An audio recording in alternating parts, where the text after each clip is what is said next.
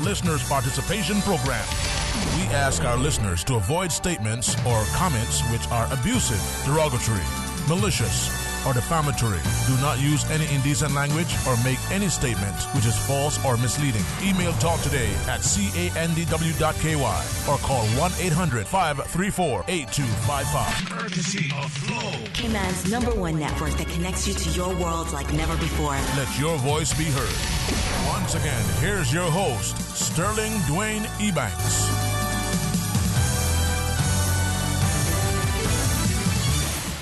Hey, good afternoon and welcome. Thank you so much for joining us. And this month's focus for our monthly mental health matters will be people with special needs and how we go about assessing and offering up support.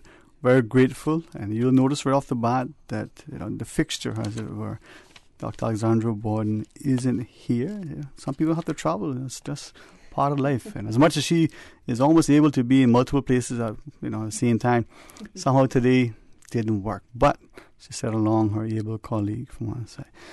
Dr. Colleen Brown, thank you so much for joining us. No problem. Thank you so much for having me. And as usual, we have assembled a fantastic, wonderful team to join us as we get into the discussion.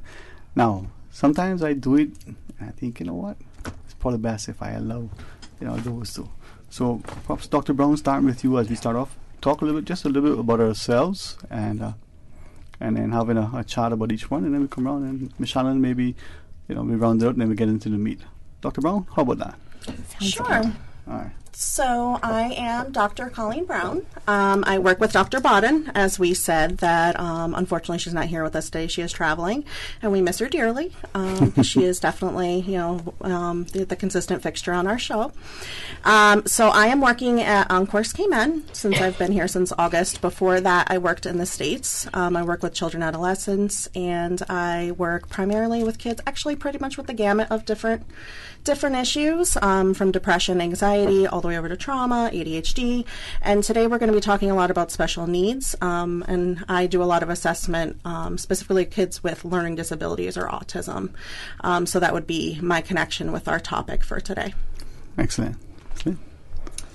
My name's Lynn. I'm here from the Special Needs Foundation. I'm the wraparound inclusion facilitator there.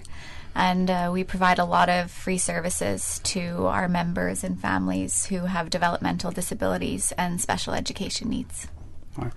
And Ms. Susie? Good morning. Well, afternoon now, I'm sure. So, Susie Bodden. I'm actually an educational psychologist, but I'm here as the CEO of the Special Needs Foundation. And as Lynn said, we've really increased our scope of what we're able to offer families, and we hope to get into that during this discussion. We have a lot to offer, all for free. So we're very excited about Special Needs Foundation right now. Ms. Shannon. So I'm the director of the Wellness Center and have been working in the area of supporting kids with special needs and their families for many, many years. At the Wellness Center, we do all kinds of things: assessment, diagnosis, services, family support.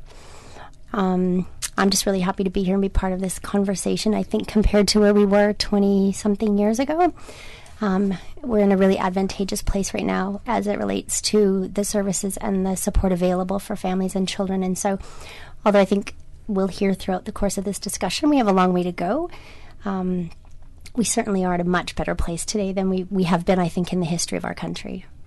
With that, as we talk about special needs, would it be helpful for us to establish what is it that we mean by special needs when we talk about special needs? Yeah, and I think that's important to consider is special needs is a huge umbrella term. Mm-hmm. So therefore, special needs can be considered anything from visual issues to deafness, hearing issues, can also be considered learning disabilities, speech difficulties. So primarily in the mental health field, we work with a lot of kids with learning disabilities. I don't particularly work with children that have any kind of orthopedic or learning disability or orthopedic difficulties or deafness or blindness or anything to that effect. However, we work with a lot of different intellectual abilities, things like that. Okay. But it can mean a huge umbrella of different things, and that's important to consider. Yeah, I think it's good to clarify what we mean when we speak about special needs. Maybe I think what our definition of it can be kind of broad in it. I think it's if somebody needs any assistance or any accommodations or support in order to be able to kind of function independently and reach their fullest potential, then I think of that person as having some special needs. And for some people, they might need glasses, which might not seem very special, but life can be very difficult if you don't have them, and so they need it. Other people have much more significant level of impairments, and the needs that they have are more substantial.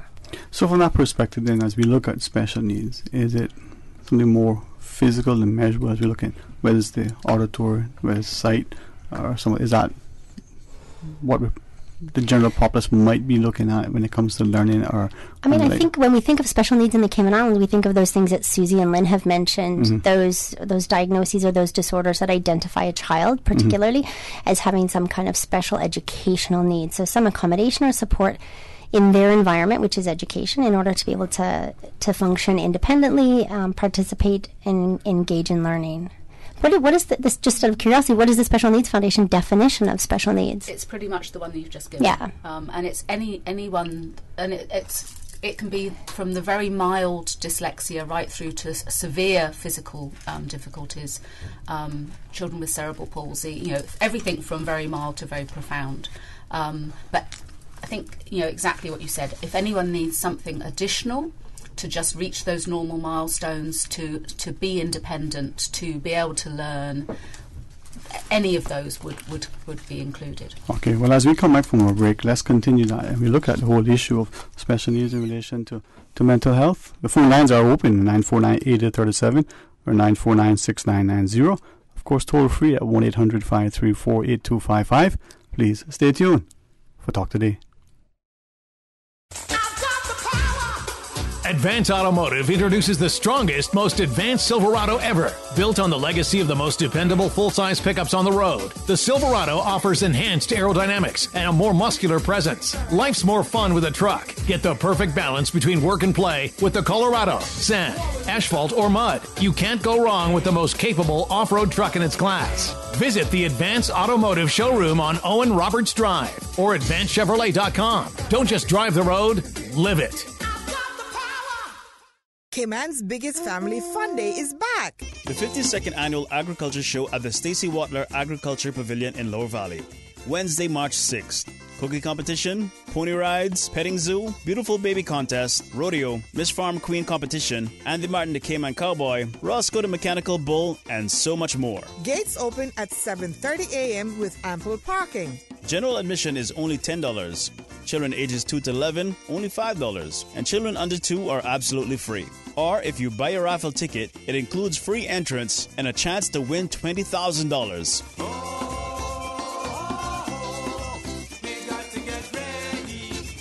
The 52nd Annual Agricultural Show, March 6th in Lower Valley. For more information, visit them on Facebook or caymanagriculture.ky. At Seaboard Marine, customers often ask us questions about their shipments. I have various items coming from different suppliers that I need to ship to Cayman. Do you offer consolidation? Yes. Seaboard Marine offers consolidation for full and less than container loads. We can hold your packages at our Miami warehouse until everything arrives and ship it all in one go. And we have the best rates to Grand Cayman. Visit seaboardmarine.com for more information. Shipping shore to shore. Check out Fashion Mart's Hot Spring Sale. Apparel for all. Up to 50% off women's, men's, and babies' clothing. Work or casual wear, and from babies through teens. Hair products and accessories too. Located on Printers Way in the old Little Darlings location. Fashion Mart's Spring Sale through March 16th. Headlines. With the latest headlines. All the news when you want it. Tune in to Radio Cayman for hourly headlines of the day's top stories. One of Cayman's bright and shining young stars. Local, regional, international. Headlines. Turning to international news. Updates on the hour between 7 a.m. and 6 p.m. on weekdays. Radio Cayman News. Headlines. Your voice, your choice for today's biggest news. Talk today. But I do have some questions. Talk today. Cayman Islands' foremost listeners' participation program. Talk today. Because there are more questions than answers. What the public is saying. Waiting to take your calls right now. Sterling Dwayne Ebanks.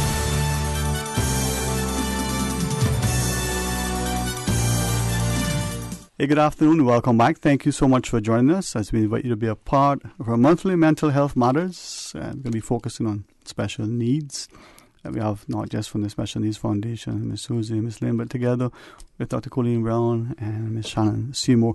And as I was listening, as we revisit the idea of special needs, perhaps you were sharing not just the whole sort of definition relative to what a Special Needs Foundation is, but the perception perhaps of the wider public, something more physical. When it comes to the idea of education and learning, how do we look at it? How do we approach that individual with a particular, if I may say, especially maybe it's visual, maybe it's an auditory, maybe it's physical? I think historically we didn't deal with it. And so we had a generation of people who felt like they were unintelligent or that learning wasn't for them or that they just weren't good at school. And those were people that were often, I meet them now as adults, and they kind of have really, they've had very difficult academic experiences of being told that they were stupid, that they needed to try harder. And then often we see sort of the behavioral response. And so we didn't deal with it before, but I think what we're doing now is a good job of being able to identify kids that have special needs and at least make as many as much effort as possible, I think, to accommodate them in our school systems, and to make sure that we're educating the community about what is and isn't, but also just getting rid of some of the stigma. I think that's the biggest thing I've noticed is that 20 years ago, parents were very, very reluctant to have a diagnosis. They would, they'd want to hear anything other than autism or a learning disability or some kind of behavioral disorder, and it felt like the end of the world for many families. Whereas now I think there's so much more education and knowledge in our community and acceptance. So a lot of the fear that they might have had there's still fear, but it's not to the magnitude. I mean, I certainly see just in the work that I do in private practice, we see an abundance of people coming forward seeking those assessment services because they want to understand their children. They want their children to have access to all of the support that they need to do well. And 15, 16 years ago, that wasn't the case. People were kind of running for, they would avoid that at all costs if that was ever suggested by somebody. So from that perspective, now, sorry, Ms. Susie, if you wish to... Yeah, I was... there's so much there I could say, but yes. I think from years ago working as a psychologist, the first thing that struck me was how so many children who were just put down as a behaviour problem, once you actually stopped, looked at them, did an assessment... And I'm thinking of one young lady who was about 14 when I met her and was just a problem child, as I was told, and had just caused mischief for many, many years. And assessing her, you realise actually she was reading at a 5-year-old level.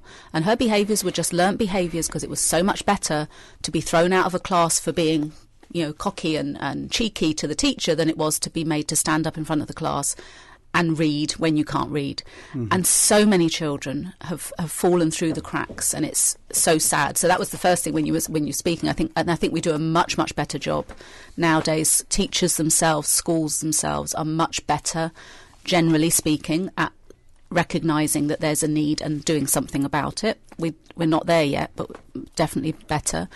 I think Shannon's completely right that people are more willing now to come forward and want a diagnosis, but unfortunately we've still got many, many people who are completely avoiding that because they're scared that the school system will say, oh, well, if your child's got X, we won't be able to help them. So there's still, we're not, it's better than it was, definitely much better than it was, but there's still some fear out there that by having that diagnosis, that label, that it will then restrict access to what we might think of as regular life, to be included in regular life and in school and in community. And that's what we're working very hard to make sure that nobody fears that. But is that been part of the challenge within our educational system across the country, that with a diagnosis, a school may say, well, we're not equipped to handle you, so therefore then the child is excluded in a sense? Absolutely. Yeah. And sorry, go ahead, Susie. And I think it's a lot of it is fear. I've been a teacher before I was a psychologist. I was a teacher, a primary school teacher. Teachers are under pressure to do the best for children. And when they say, we can't take your child, it's sometimes a fear of the unknown. It's a fear of, will I be able to bring that child as far forward as I want to? will I be able to cater to them? And if you can take away the fear, which is what one of the things we're doing now by actually providing support, once you take the fear away, people will be much more willing. It's not that they want to exclude anybody. It's just that they really are fearful of not doing the best that they could do. And they feel that, so they often say, oh, we don't think our school is the correct school, you should go somewhere else, without saying, okay, but where is the somewhere else? Right. And that's the problem we have, is that the somewhere else doesn't exist. Your school is just as equipped as any other school, and by you sort of saying no, it's not as if the parent has loads of other choices. And that's what upsets me most, is when I get phone calls from parents and they say, Susie, my child's supposed to start school in September, no one will take them. And we don't want that to and our system of education, where we have one system, which is the government system, that half of our population are allowed to attend, the Caymanian population, and then we have our private system, and our private system can decide to take or not take kids. Yeah. And so while the government system has to be able to provide education for all Caymanian children under the law, the private school system doesn't have those kind of... they're not held to that, and so they can be selective because they're a private institution, and so they can say to a family no. And so I think, while we might try to alleviate that fear, I think for parents that fear does exist. I think all of the private schools, from my experience that I can only speak of, do a fantastic job of trying their best. Yes, I agree. And I think when they are unable to keep a child, it's usually because what they've tried has not been working. And so I love the new programs that the Special Needs Foundation is doing, because it's going to support those schools even further, so that their effort plus the expertise that the Special Needs Foundation is going to bring in is going to make it, we're going to increase the likelihood of that being a successful placement. Will the support then that the private, the Special Needs Foundation offers, would be both the private and public schools? Or Absolutely. Just, and I think, if I can, just a summary, we've sort of got two halves now. We have core services, which I'm sure Lynn can talk further to, about all the services we provide for families, where they can actually come to our new facility and actually attend events and everything else. That's our sort of core services, the family support, child protection and events.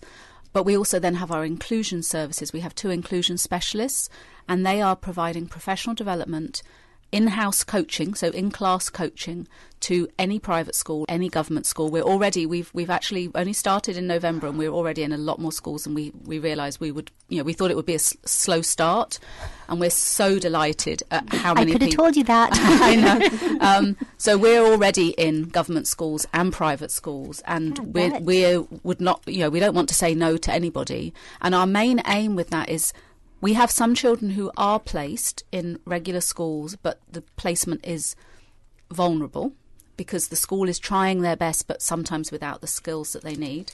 So that placement is shaky, and we're trying to firm up those placements and make them safe and secure and successful. And we're also, and already it's happened already, we want to increase the number of places available for our special needs children. And already we've had one school in particular has taken a child who they said, we will take them if we know you're there to support us. Right. And said, absolutely we are. And they've taken a child, and that's the aim, is that if you have a problem, and it's not, you don't go in and do a quick fix, new things are going to appear. But if you can just ring us and say, we've got a problem, can you come? We're coming to help. And this is a great shift, because all of the research shows that kids do better in inclusive environments. Mm-hmm. This idea of taking kids that have disabilities or special needs and putting them in segregated classrooms or segregated schools has been outdated for decades. And the research shows that while there might be some value in small pockets or some pull-out opportunities, kids do better in inclusive environments. And not only do the kids with special needs do better, but as a society we do better, because it develops compassion and understanding and acceptance. And I'll just tell you a beautiful story. So on Saturday, I'm involved in a program called Football for All, and it's a football program for kids with special needs. And so it's a way for Academy Sports Club to be inclusive. And there was a little guy that's in the program, excuse me, and he's a little guy with autism, and he was doing all of his little kicking. And another program dismissed, and a group of kids were running past to go get their snow cones. And this one little guy that was in the other program saw his classmate, stopped, was like, You're at football, made a beeline straight for him, gave him a high five, said, hey, we go to the same football club. And the smile on both of them was beautiful. And I said to the other little boy, I said, oh, do you know him? And he said, yeah, he's in my class. He's my friend at school.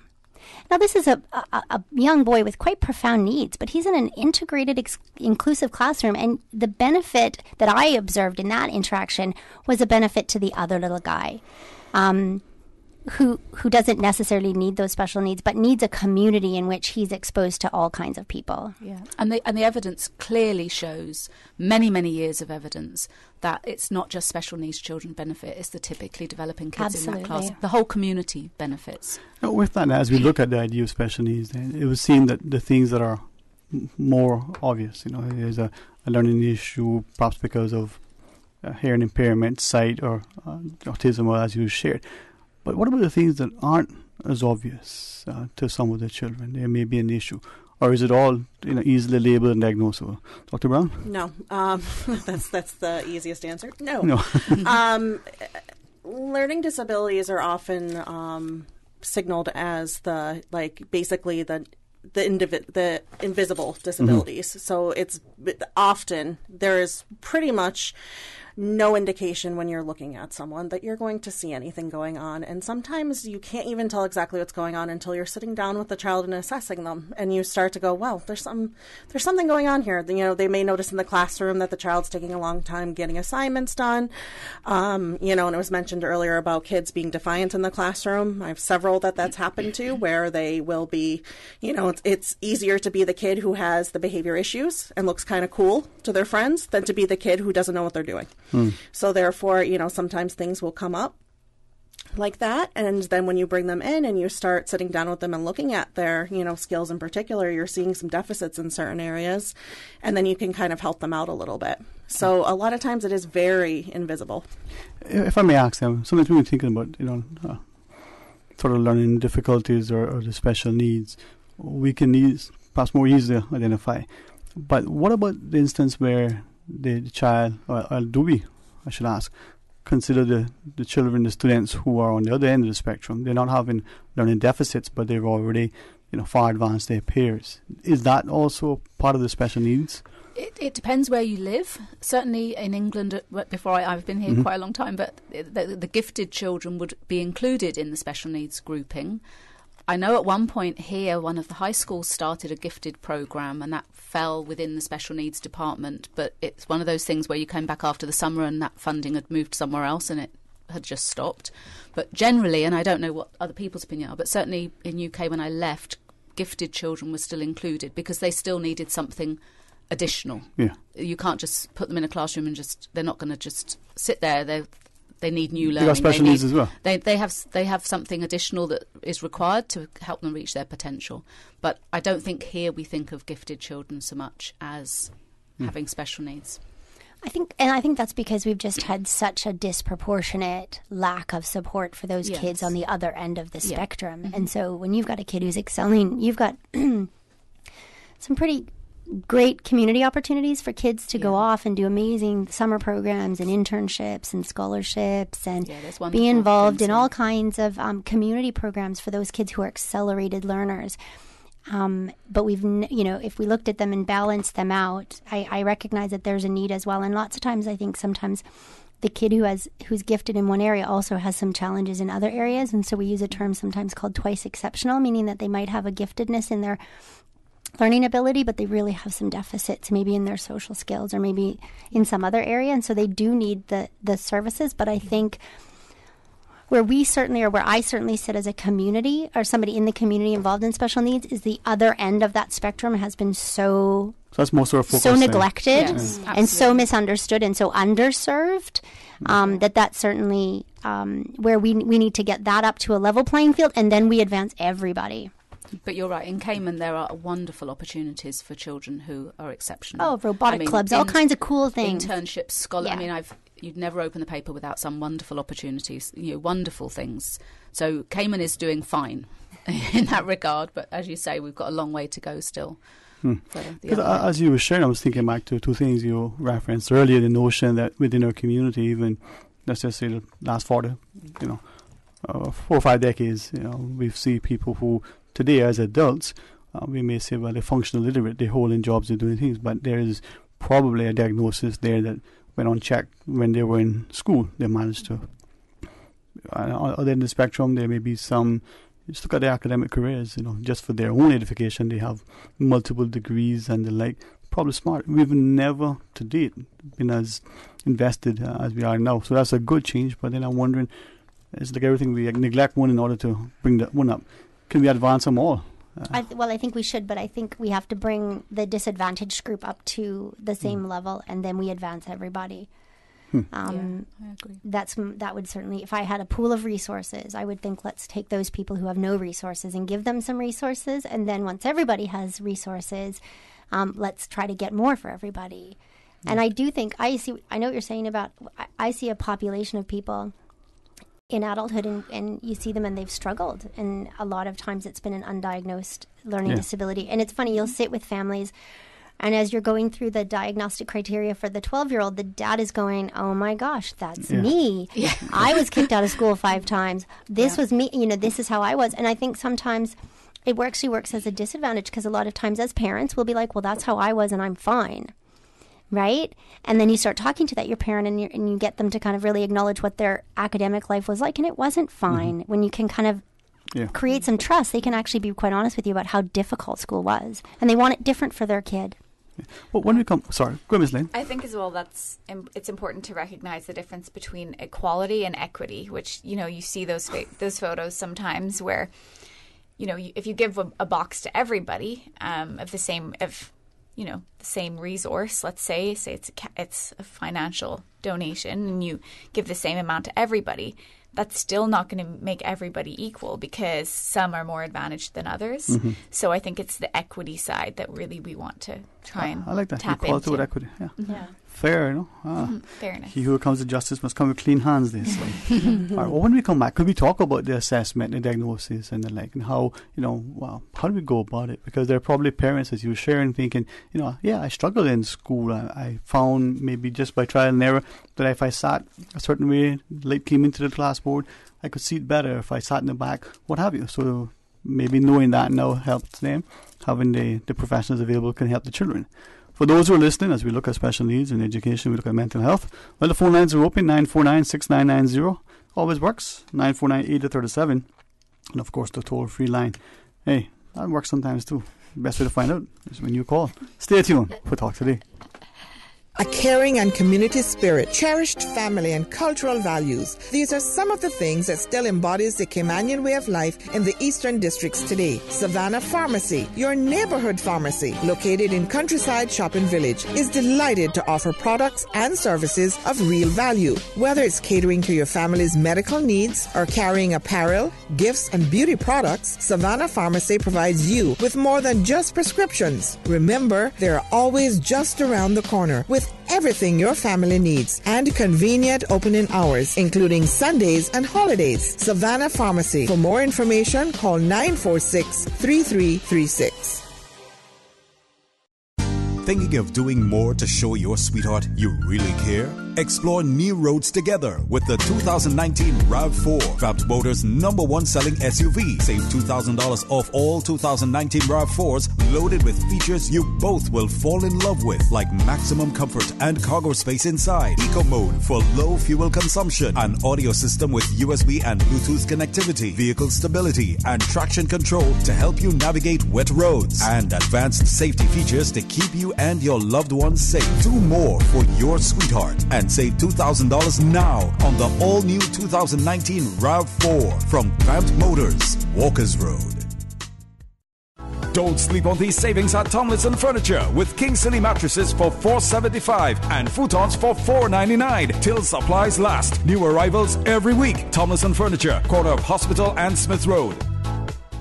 The 26th Annual General Meeting of the Justices of the Peace Association of the Cayman Islands will be held Wednesday, March 13th, 6 p.m. on the second floor of the Georgetown Yacht Club restaurant, followed by a formal dinner at 6:30 p.m. Confirm your attendance by emailing ghmyrie@candw.ky. Hello, I'm Joseph Woods, the Acting Port Director. Our port facility is the hub of the Cayman Islands commerce and economic activity, handling $658 million in imported goods annually. From groceries to construction materials, all sectors of our economy depend on the port. But it is now 40 years old. Its infrastructure is degrading, and we feel the strain from insufficient space for both cargo and cruise operations. The time is now. A new expanded port facility is needed to allow both cargo and cruise to operate efficiently and to support our island's continued growth and development. Support the port, support our tourism, support Cayman's continued growth and development. Talk today. But I do have some questions. Talk today. Cayman Islands' foremost listeners' participation program. Talk today. Because there are more questions than answers. What the public is saying. Waiting to take your calls right now. Sterling Dwayne Ebanks.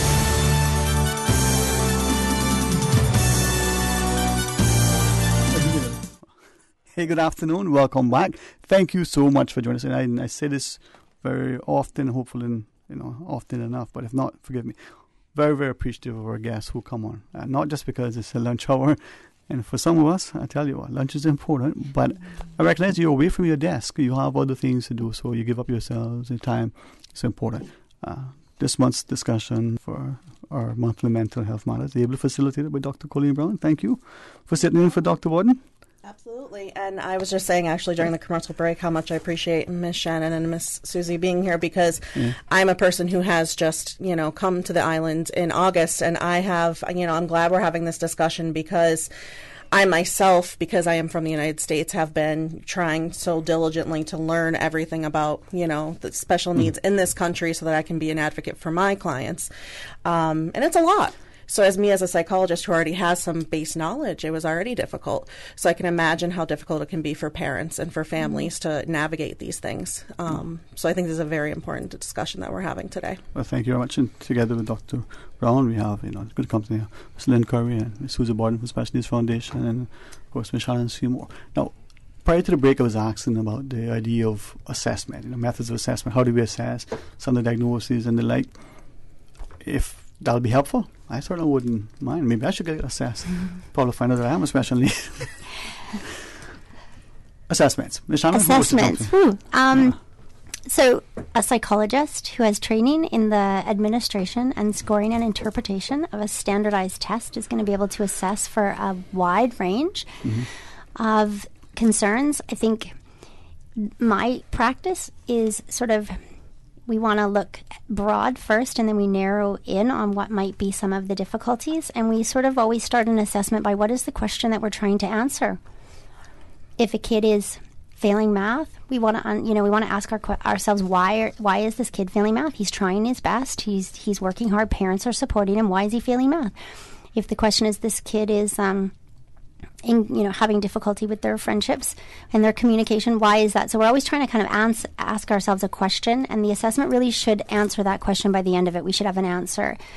And you might sort of look at a range. In psychology, we have hundreds of assessment tests available to us, but we wouldn't obviously give 100 tests to a kid. So you use your clinical background, you use your clinical knowledge to kind of narrow that down, and you do some standard ones. You want to look at cognitive ability and academic ability, and then you might look at general behavior or emotional or social functioning. And then if anything identifies itself out of that initial round, that's where you kind of maybe dig a little bit deeper or drill down a little bit further to see if you can come up with what is the answer to that question that you're trying to ask. And the nice thing is that nowadays there's multiple providers of assessment services. And so 2 decades ago, there was nobody. Now, nobody wanted an assessment back then, so it was all okay. But now that our education system is saying things like you have to have an assessment in order to be able to access interventions, our external examination boards are saying that you have to have an assessment in order to get accommodations of time and a special reader or a separate location for the testing. Then the need for assessment services has increased significantly. And so I think anybody who's trained and well qualified would be following a very similar protocol to what I've just explained. A family or a parent should be able to ask for their qualification, should be able to ask for their experience. And again, the other thing we have to keep in mind is that none of the standard measures that we use in the Cayman Islands are normed on Caribbean populations. And so there is an inherent bias in many of the testing instruments that we use. And there's also an inherent bias in all of us as human beings. And so you want to talk to that psychologist and become very comfortable with them that they're going to kind of see the best in your student, that they're, and as a psychologist, we're always having to kind of evaluate our biases and say, what, am I looking at this particular thing because of something else? And I know, especially in Cayman, right, we know people's families and who their families are, and somebody will say, you're just like your father, or you're just, and those carry very, very dangerous, heavy connotations sometimes. And so we have to be mindful of that and very respectful. And so the assessment process would involve the direct testing. It might involve getting feedback from teachers. It might be going into the classroom and doing an observation. It might be seeing the child in their home environment. And then the psychologist is going to score up the tests. They're going to, interpret them using their knowledge and their clinical experience. And then parents are going to come in and have a conversation about what the results are. That assessment, I'm not sure, Susie could clarify in the government system, but in the private system, that report belongs to the parents. And so I can't share it with anybody unless parents give me permission. They can put it in a shredder, they can put it on a shelf. That doesn't help their kid, but that certainly is their right. And so parents are sometimes fearful of where is this information going to go. And so it's important, I think, that parents understand that it's your report. It's been done in collaboration with you for your child, so you are the owner of that report. And if I then turned around and shared it with a school or another provider, I would have to do so with the written permission from that parent. I mean, ideally, the goal is to share it with people that are going to be able to help the child. But at the end of the day, it belongs to the parent. I think people could add if I've missed anything. So I worked as a psychologist with the government for 6 years, and certainly, but I've left 7 years ago. So at the point at which I was working for government, I would say the report pretty much belonged to government. I mean, I think there's a difference. It was saved in the department. Parents would get a copy, but it wasn't. I don't think it would be seen to belong to them. Certainly in the private sector, absolutely, it belongs to the parent, and no one has permission to share that without the parent's permission. Special Needs Foundation, we don't do assessments. Sometimes people ask us, we don't do assessments, but what we try and do is just help people to find everybody that does. So on our website, we have a resources page. I try and keep up with the companies that are out there and make sure that everyone is listed on there. But certainly when people come to us, if they need a speech and language therapist, we say, these are all the companies that we know of that have them. These are the people that are currently doing assessments. And we try and just share that information, and then it's up to the parent to go to each provider, find out their costs, find out their availability. And sometimes there's, if someone already has been told what they should be looking for, that sometimes also impacts where they go for the assessment.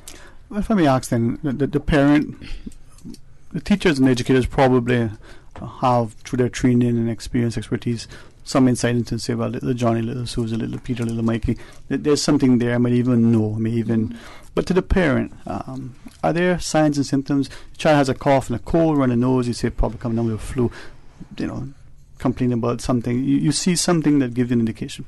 With learning disabilities and special needs, are there things that a parent would see, or the primary caregiver? Well, I'll say that I think sometimes it's almost a blinded by love impact. Parents sometimes might, even though they might even be involved within an area where they say work directly with children with autism, but they don't necessarily recognize it in their child, even though they're a professional, and you would think that they would.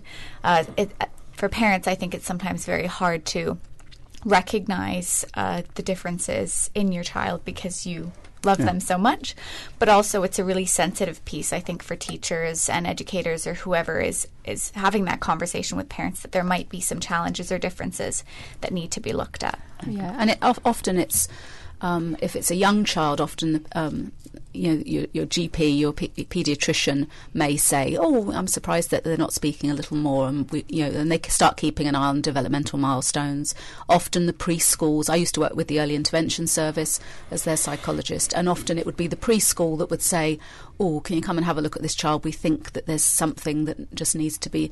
And then the preschool staff would then start just talking to the parent. Have you noticed that your child isn't playing with other children?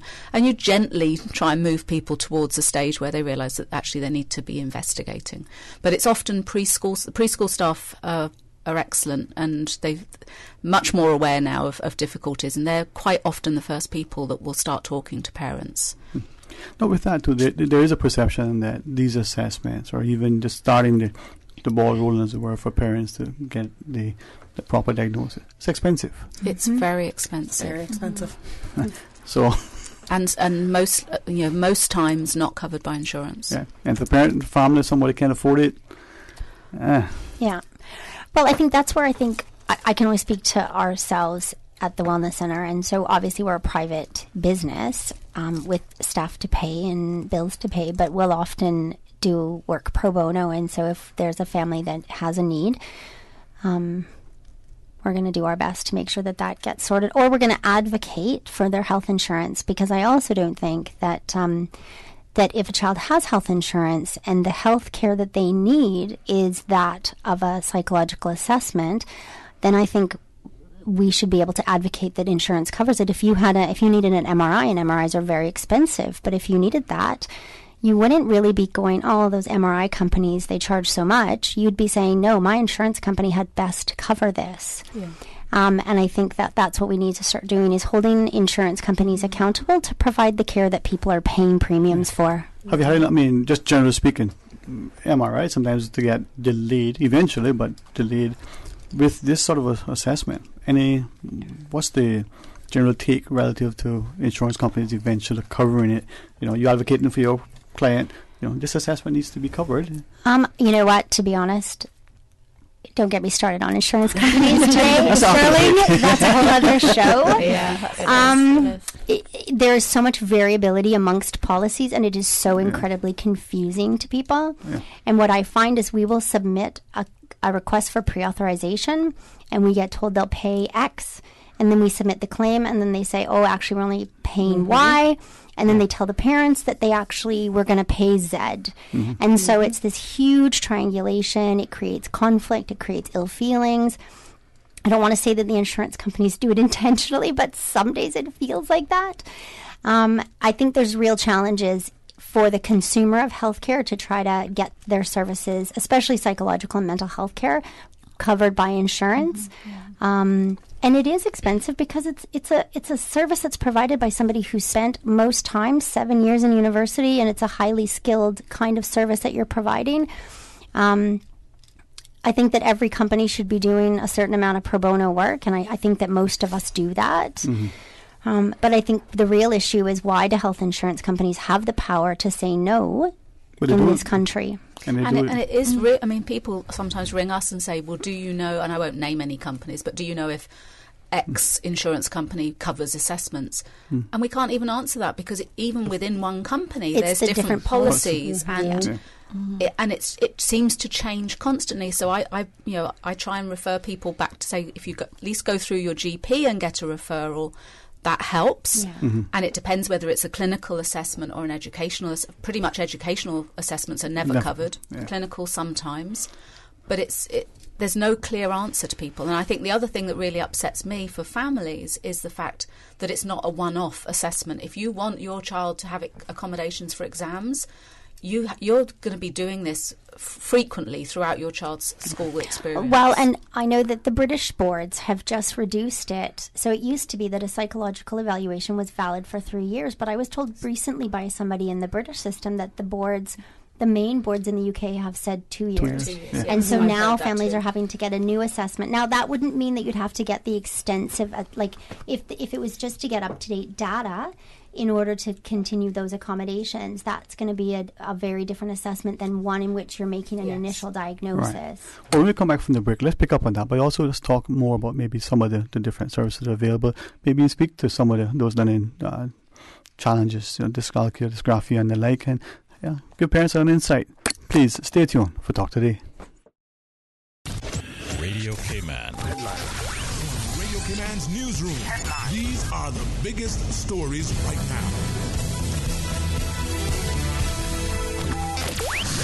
A 31-year-old man of Georgetown was arrested on suspicion of a robbery that took place on December 31st of last year, around 12:31 a.m. The man has since been formally charged with robbery as well as damage to property and is expected to attend court today. The incident took place on Greenwood Drive in Georgetown. The suspect approached a vehicle occupied by the victim, brandished a knife, and stole a phone. During the incident, the suspect also damaged tires on the victim's vehicle. Property belonging to the victim was recovered during the course of the investigation and returned to the victim. Good afternoon, I'm Dion Anglin with your headlines in news elsewhere. Venezuela's self-declared interim leader, Juan Guaido, has arrived at the main airport of the country's capital, Caracas, where he risks arrest. TV footage showed him being received at the airport by diplomats from the US and EU nations and a huge crowd of supporters chanting his name. The royal family has published social media guidelines for the public, vowing to block users who leave offensive or abusive comments on official channels. Posts on the Clarence House, Kensington Palace and Buckingham Palace feeds may be hidden, deleted or reported to police, the new rules have stated. It follows reports that staff have been battling a surge in abuse aimed at the Duchess of Cambridge and Sussex. And two sisters who wandered away from home and got lost in woodland for 2 days have been found safe and well. 8-year-old Leah Carico and 5-year-old Caroline from North Carolina spent 44 hours in a cold and rainy forest. The girls were found huddled under a bush, having survived drinking water from huckleberry leaves and eating cereal bars they had brought with them. That's a wrap of your headlines. I'm Dion Anglin. Radio K-Man, the voice of the Cayman Islands. What's happening in your community?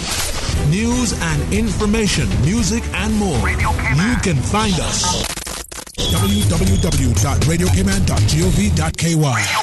Like us on Facebook and follow us on Twitter. Radio K-Man is your choice, your voice for today's biggest news. Radio K-Man.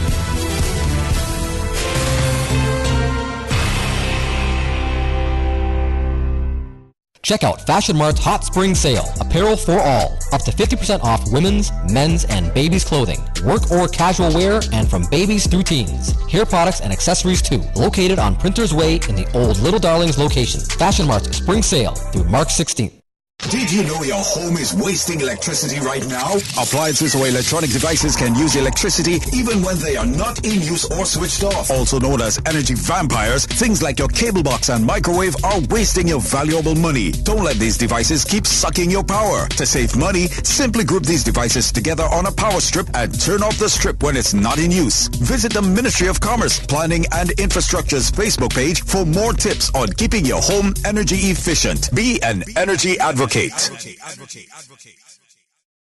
Miami is so much more than just a shopping destination, offering a variety of vacation experiences. And regular Miami airfares are now from just $182 CI round trip, including taxes, with Cayman Airways. Call 949-2311 or visit CaymanAirways.com. Did you know babies sleep an average of 14 hours per day? Tomlinson Furniture has cribs and beds for babies and toddlers, changing tables and more, including baby clothes and basket sets, like perfect gift packages prepared for newborns. Shop the Welcome Baby section of Tomlinson Furniture, corner of Hospital and Smith Road. Talk today. But I do have some questions. Talk today. Cayman Islands' foremost listeners' participation program. Talk today. Because there are more questions than answers. What the public is saying. Waiting to take your calls right now. Sterling Dwayne Ebanks.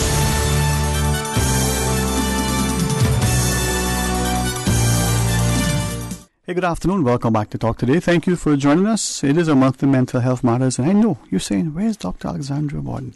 Well, she's traveling. And ably, our good colleague from One Course came on, Dr. Colleen Brown, sits and facilitates for her. Thank you, Dr. Brown. No problem. All Thank right. you. And from Special Needs Foundation, Ms. Lynn Curry, Ms. Susie Warden, and together with Ms. Shannon Seymour from the Wellness Centre, the idea of education, teaching and learning, of engaging our children, and hopefully as a result making it, I don't necessarily say easier, but more enjoyable for parent as well as pupil. Because education should be a lifelong pursuit. It shouldn't be this difficult thing that causes everybody to feel so frustrated, as it seems sometimes. Now, as we talk about the assessments and maybe signs, symptoms, indications, certainly want to know about activities. You were talking about assessments, and some of that could lead to diagnosis. The child may have an issue with reading or with writing and the like, with this dysgraphia, dyscalculia, nice fancy terms. For us, the listening, we just want the child fixed, right? Yeah. The child functioning. But there's a process. So get us there, Shannon. Get the kid fixed. Yeah, fixing that. I haven't been able to fix my own, Sterling. So that's a process, right? It's a journey. I think once the assessment's been done, then ideally in the perfect world, we're going to take that report and we're going to take it to school, and they're going to implement some of the recommendations. They're going to use the information to build what's called an individualized education plan for that student, which is a document that gives that student access to the services that they need. So it may be that they get extra time. It may be they get to type on a laptop instead of handwrite. It's a document of advocacy for that student that helps them to be able to do the best that they can, and that would be kind of where our role would end, and then the special education needs coordinator in the school would take over in terms of making sure that information was disseminated to teachers, to the lunch staff, to the playground supervisors, to anybody who needed to know and understand and have a better appreciation for this child's challenges. Right. I want to share. Sorry, Ms. Susie, go ahead. So I was just going to say, I used to, working as a psychologist, very much I think people just thought that I sprinkled fairy dust on the child. That whole idea that, they just have to come to your office and you will fix them. And even with a report, the amount of times over the years where you say there is no point at all in having this child assessed if you're literally going to put that report in a filing cabinet and tick a box to say, oh, yes, they were assessed. You have to look at the report. You have to look at the recommendations. One thing I very much like to do is then actually be able to go back in and work with that teacher to actually help set up those recommendations and put them into practice, certainly when I've worked within the government schools. But the report, the assessment itself is meaningless if it just goes in a filing cabinet. It has to be used. It should be a working document. I think I was going to say that I think that's a fair criticism of psychology, in that there is sometimes the sense that these reports are generated and they're given to teachers, and they can be very lengthy, they can be full of data, and then do they really serve a meaningful purpose for that child, or has it just ticked a box? And I think it can serve a meaningful purpose. It should, but that's like Susie said, where the real effort starts. So the assessment's been done, and now the work begins. In terms of parents educating themselves and understanding, parents reaching out to the community, teachers becoming more informed and asking for help, teachers, making sure that they're staying on top of what do I need to be able to meet this child's needs. And I think that's where the Special Needs Foundation and the new inclusion services that they're offering are fantastic. And it's also just where the Special Needs Foundation has evolved to as an organization in our community, where they have this beautiful location, this amazing place where families can go and get that kind of information and get that support. So regardless of who might do that assessment, there is this central hub now for families in our community that hasn't been there before, and I think that's amazing. I want to actually, get some time to talk more about that so that the public understands what's available, because we have, without question, made great strides. In the past, those reports, if they were prepared, probably were either kept within some small circle, either within the family or within the school, and never utilized. I reached out to a couple of individuals, educators who practice primarily within the U.S., either have a connection here and back and forth. And they shared something that whereas in Cayman, there was a fear of a label. The child is being diagnosed with something, and that label would create a stigma that would follow the child, not just with friends and classmates, but even with educators. On the flip side, two of them shared the opposite in the U.S. Just their examples. That diagnosis gave the child the extra time, gave the child the extra support, and made the student that much better. Yeah, absolutely. Sometimes a diagnosis is linked directly with funds in some countries. In other places, it doesn't. If there's no financial direct link, sometimes that's the difference here. We have up till now, it hasn't given a direct financial support to help you get those services. Yeah, I think that's fair. So I think in some countries like the US and Canada or the UK, if you have the diagnosis, then you are entitled to things. Yes. Whereas here, if you have a diagnosis, you're not. There's no entitlement to services. It's almost an impediment. Well, it can become at that point. A private school can say, "Oh, we can't meet your needs, so we can't have you." I think that's where we get the fear sometimes of sharing those reports.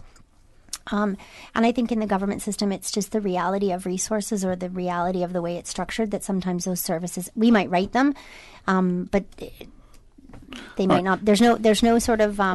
With her consent, right? I have a friend who was an educator in Canada. I only use her as an example because I spoke just to her prior. She said, just to call my name, but in her classroom, she has 7... I wish I'd recorded there, but 7 different sort of learning plans for students. Some are really exceptional, some are at the bottom. All in her classroom in a Canadian school. Now, she's an exceptional lady, an exceptional teacher, but it talks to the work that you were sharing earlier, the amount of work and effort that it takes for that educator to be able to deliver this teaching and learning. So she's on the blackboard and it says, today is going to learn 2 plus 2. Well, before she even writes the first 2, some child already has it done. The other one's going, well, she put 2 plus 2, what's next? So in the other one doesn't even know what a 2 is. Exactly. Yeah. So within that classroom, 7 different students. Yeah. And that's, I was a teacher. Yeah. It's exactly what you have to do. I remember having a 5-year-old in my class and he was doing the year 6 maths. His maths was better than mine at that stage. And I would have to have even if it was... if we were giving, doing a verbal maths thing, I would have his worked out on a piece of paper with the answers on my lap because he was brilliant. Yeah. But I went to the year 6 teacher and got the work from the year 6 teacher because that's what he needed. I had another child who couldn't add 1 and 1 together consistently. You have to teach the children where they're at, and it's just good quality teaching. Okay. Now with that, and within our community, let's look at what is available. I mean, we did allude to some of it shared directly, but family, maybe it's a school recognizing the student. We see the Special Needs Foundation. We know that the counsellors and psychologists and are available, but it's expensive. We understand that. First off, if it's a foundation, services are subsidized. Are they free? How do we access them? What's available? Membership. I'm going to hand over to Lynn in a second, but membership is completely free. Every single thing we provide for our families is free. One of my jobs is fundraising, which is hard work, but because of that, we don't charge anything for any of our services. Every single thing is free. Our the inclusion services, professional development, in-house coaching, everything is free. We don't charge for anything. We would we need more funds coming in, and we would like government to actually give us some funds at some point. At the moment, we don't get anything from government at all, and we'd like to be changing that because we're supporting an awful lot of Kamanian families. But I'm going to hand over to Lynn to tell you about all the wonderful activities we do now for our families that are all free. Yeah, I know we keep saying it's free, but in Cayman, with a demographic that's so different, where services and accessibility can be challenging for a lot of families at times, especially when we talk about insurance companies and private organizations that, some do offer pro bono, and like you said, a lot do. There's also a lot of people who might fall somewhere in the middle, and some of these services cost a lot of money, which is why offering free services is so important, because it's accessible to everybody. And even families who might be you might assume are more well off, they're still paying a lot of money for the services that they access on a weekly basis. So I think that in offering all of our services, our families have the respite care as parents with children with special education needs and developmental disabilities for their mental health and well-being. It's really important that they have some free time for themselves. So we offer a yoga class on a Monday. It's from 3:30 to 4:15. We offer some reading with therapy dogs on a Wednesday.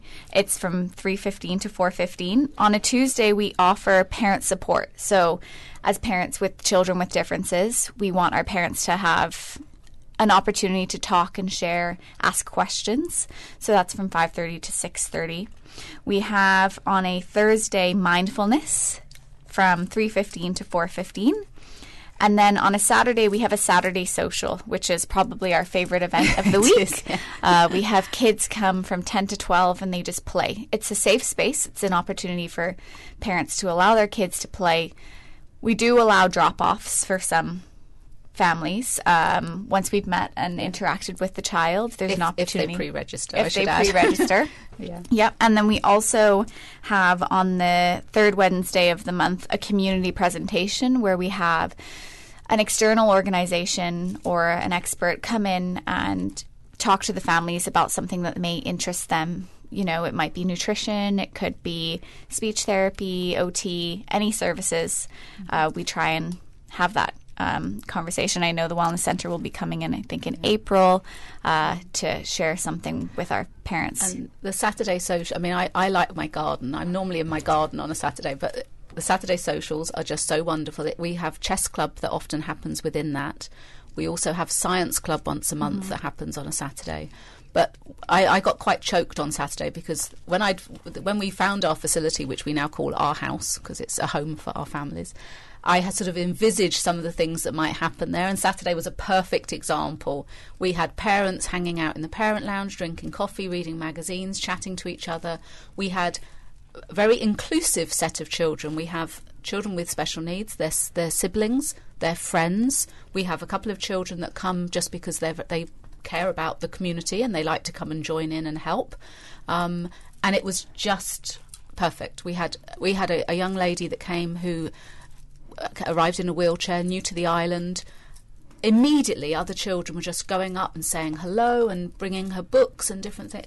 It was just perfect, and it's so nice. So many of the families say how much they appreciate just having somewhere that they can come and share concerns, but also just to relax. I mean, to see them just in the parent, they knew that their child was safe. They were still physically there. Obviously, if we pre-register, we know to get enough adults to be there. But it's just wonderful. It's really made a huge difference to our families. And I think as well for parents, it's really hard sometimes to take your child to social settings because parents can sometimes judge how your child is behaving. They worry about that a lot, and having a no judgment zone for parents is really, really appreciated. Yeah, I think that's huge. I think that's an important thing in our community because it's everybody has that right to engage in their community. Right. And when you have a kid with a special need, sometimes it's hard to find a place where you can engage and participate. Well, then two questions. I mean, you recognize that the Special Needs Foundations you shared, you do not do the assessments. On the other hand, assessments can be quite costly and they're ongoing. Mm-hmm. For the family, then, it's obvious there is something that is needed for this student, this child. You need an assessment in order to know what to do. Chicken and egg. I mean, how do we get... We hope at some point that we might be able to have a sort of a pot of money that is specifically for those people who desperately need an assessment and can't get one. We try sometimes to find someone who do a pro bono assessment for people, and I think you're right. I think all the providers do some, but they're all private businesses. You have you wouldn't exist if you didn't actually have to charge clients. But if we could have just a pot of money that just really catered to those students that absolutely can't get an assessment otherwise, maybe that's something we need to consider at some point. But as far as I'm aware, the early intervention program that's accessible, if that is something for 0 to 5 years. That's available for everyone if they meet criteria for right. And all of the government schools are equipped with psychologists. Yes, they are. Wonderful group of psychologists who service the government school system. The challenge is the wait lists. And so it's not the quality of their work or the integrity in which they deliver those services. It is the sheer number of kids that are waiting to get these assessments. And so I think that, I think that's definitely the problem with early intervention. Yeah, children exactly. If we could ask then, perhaps for whether it's the educator who's unfamiliar, whether it's the parent, you have these different, types of special needs. And at one point, perhaps before we leave, Ms. Lynn, I'll come back to about the wraparound inclusion, but I'm just thinking, there are these different students who have different needs in order to assist them with their learning, help them with their outcomes. Do we group them all together at the end of the day? We talk about the inclusive environment, whether it's in the football field, whether it's in the classroom, but how does that function?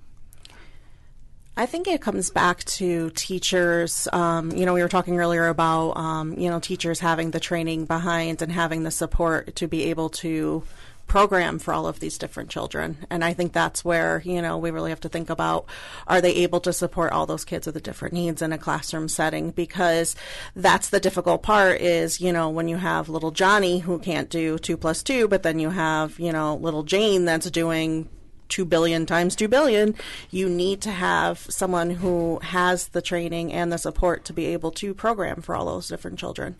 And that is something that I think, the teachers need our support, and they also need the, additional training to be able to do those types of things, because it is difficult. It's a very difficult position to be put in when you have kids on all different levels. Yeah, I don't think it's an easy job to be a teacher. No, not at all. It's certainly, I have the utmost respect for teachers and try to avail ourselves all the time, if we do an assessment, to go into the schools and meet with the teachers and answer any questions they have and be available for phone calls or for follow-up to say, we want to be able to help you put some of these things into place. I think in terms of inclusion, though, we can talk about community inclusion and then we talk about educational inclusion. And there is a group of students for whom schools like the Lighthouse School are an ideal placement for them. And so there are students that have needs that are profound enough and complicated enough that they need to have a specialized learning environment. But for most children, for the vast majority of children, the research says an inclusive environment. And even for children who maybe need to learn in a unique educational environment, those children need community inclusion. And what we've done in this community for many, many years is we've hid our special needs community away in our back rooms, and people can talk about people with intellectual disabilities or people that they know in the community that they know really kind of never come out of the yard. And we've got amazing organizations like the Sunrise Adult Training Center who's meeting the needs of our adult population. And because one of the things that's important for people to realize is that learning disabilities and some of those disabilities on that end of the spectrum are things that you can accommodate and you can go on and have great success and you can get remediation, right? If you have a reading disability, your reading can get better. If you have autism, your social skills can get better. You can make incredible advances, but there is a population of people who will need services like the special needs for the rest of their lives, who might not ever be able to live independently, to work independently. And those people still need a place here. They still need to be able to participate, to engage in the community. And I think that's something I'm passionate about, is making sure that we're recognizing that. I think we've done a great job in terms of taking our young children with special needs and recognizing that they need to be in school, they need to be supported, they need to be integrated, but we have not done a good job with our adult population in terms of integration into the workforce or integration into adult education like our university campuses. And so while I think there's been tons of advances, those are the areas that I think we still need to continue to work on. And we have specialists coming down in 2 weeks' time from Inclusion Alberta, and I visited with them last year. They don't talk just about inclusion; they talk about inclusion across the lifespan, and it's very much that. And I was taken around, saw children included in primary school, high school, and right up to university campuses, and they even do an Rotary employment partnership where they've currently got 520 adults in paid employment, not just in employment, but in paid employment. And their feeling is that pretty much everybody can be independent and employed with the right support, whether that's independent, maybe in a home with someone is still there to help, but they're independent. But I mean, and even with Sunrise, they have a wait list too. I've heard recently of 2 people who they've been in Lighthouse School all their school life, and now they've been sat at home for years because there is nothing for them, and that's not right. There's no point in taking that population, segregating them, and then sort of spitting them out at the end and saying, well, there's nothing for you now. School life is actually a very small part of our lives, and we can't just focus on that. We have to focus on what happens after as well. Well, that was the sort of final topics we've got to about adults, and we see the children, the child was come up. But as you were sharing earlier, Ms. Chana, you're doing the assessment, and the parent is going, "Yeah, that's me. I recognize those things." As you're assessing the child, so for the adults, the adult now who may be employed, may be underemployed, may be unemployed, but has probably a diagnosable learning issue, Sure. I think I meet lots of parents who, you think that many of these conditions have a genetic or a hereditary component to it, right? And so you talk to lots of families and they start to say, oh, yeah, that's kind of like how Uncle Bob was, or this is, oh, yeah, I learned like that too. I don't see a huge rush of adults wanting to be assessed. I don't know that would be particularly valuable. It may be, but if somebody's, made their way through life, I think creating them with an opportunity to have insight into themselves and to know, okay, yeah, I get it now. I understand myself better, to be able to advocate for themselves or have a sense of maybe recognizing that I wasn't lazy, which was certainly the name my husband was given all through his school career, right? Was that he was lazy, wasn't working hard enough. And if you know him, is the hardest working person out there. But I think it's more about not necessarily getting those diagnoses in adulthood, unless it is something like autism or an intellectual disability that they need to continue to have services and support. It's more about just sort of gaining awareness and insight. And I often see, you're sitting with the family in front of you and you start to see the parents go, oh, yeah, this is why you do this. And it can enrich their relationship by just having more information. The adults that I'm really keen to talk about, I guess, and for the community to be aware of are those adults with our profound disabilities who are very marginalized in our community, who don't have access to employment, who don't have access to healthcare because they don't have access to employment, and who don't have access to community engagement. I'm not, and I don't want to be flippant, but I'm not necessarily worried about the guy that's really learned to be successful in some kind of hands-on job who maybe was never diagnosed with a reading disability. I'm more worried about the person right now who's sitting at home, like Susie said, for the last 5 years with no opportunity for meaningful involvement and participation in our community because they have an intellectual disability or they have severe autism. Yeah. And I agree. And I think for many adults, you see, many people could have a diagnosis, but they don't need it. And once they've left school, they find a job or a career that actually suits what they are good at, what they enjoy doing. And we don't need to all be academic. But it's that there's another group that we're becoming more and more aware of, where it's so sad that they literally are just sitting at home watching TV and they have no access to community. And there is sorry, go ahead. Sorry, additionally, I think about the kids that we currently have at the foundation and what happens when they turn 18 if they don't go to university. How do we support, inclusion across the lifespan? I understand that at some point maybe it is too late for some people, as in we can provide as much support as we can, but I think it's really important to focus on what can we do now and what support can we provide to these young kids that are this is their home, they're going to turn 18 at some point, and are they going to have a job? What kind of life are they going to have here? We need to make it as inclusive as possible. We have a whole group. I mean, I've been with Special Needs Foundation now for 4.5 years. I've got a whole group that I've known now for 4.5 years that are all coming to the end of their school careers, and parents are scared because they don't know what's next, what's going to happen to their children.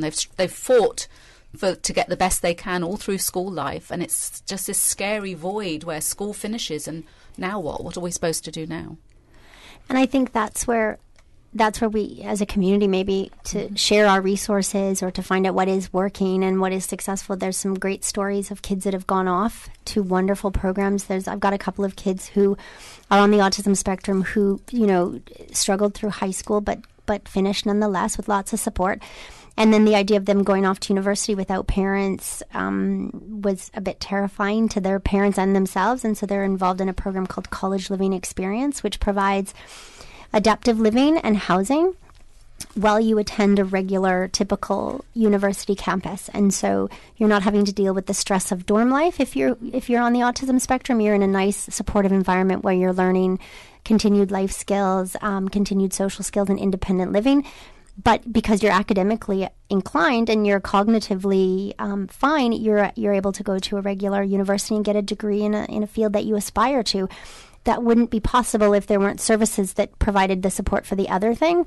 And I was just actually having a conversation with somebody here locally this morning, because what I'm a bit frustrated about is that we do a great job of getting these diagnoses, and more families are open to the assessment process and to the diagnosis. And I think that speaks to the work that's been done in the last 20 years between everybody that's been sort of a player in this area.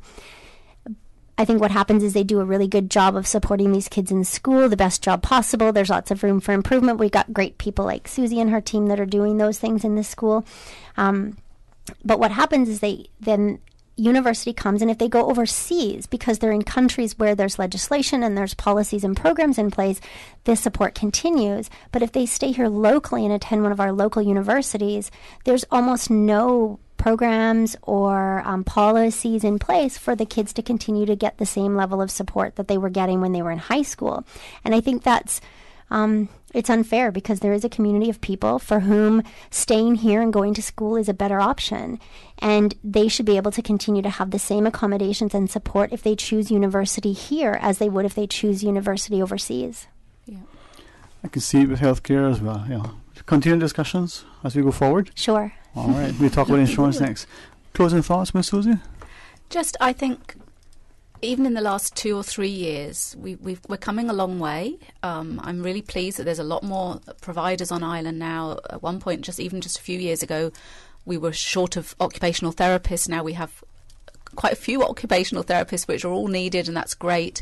I'm delighted with the progress Special Needs Foundation has made, certainly in the last year. Having our own facility now has made just a huge difference. And having a team, actually having staff, having our inclusion specialists, having Lynn, who's the nice title wraparound, because she's really sort of helping to support parents and the whole family, being able to put all of that together. And we have a lot of work to do, but I'm really pleased with the progress that we've started to make.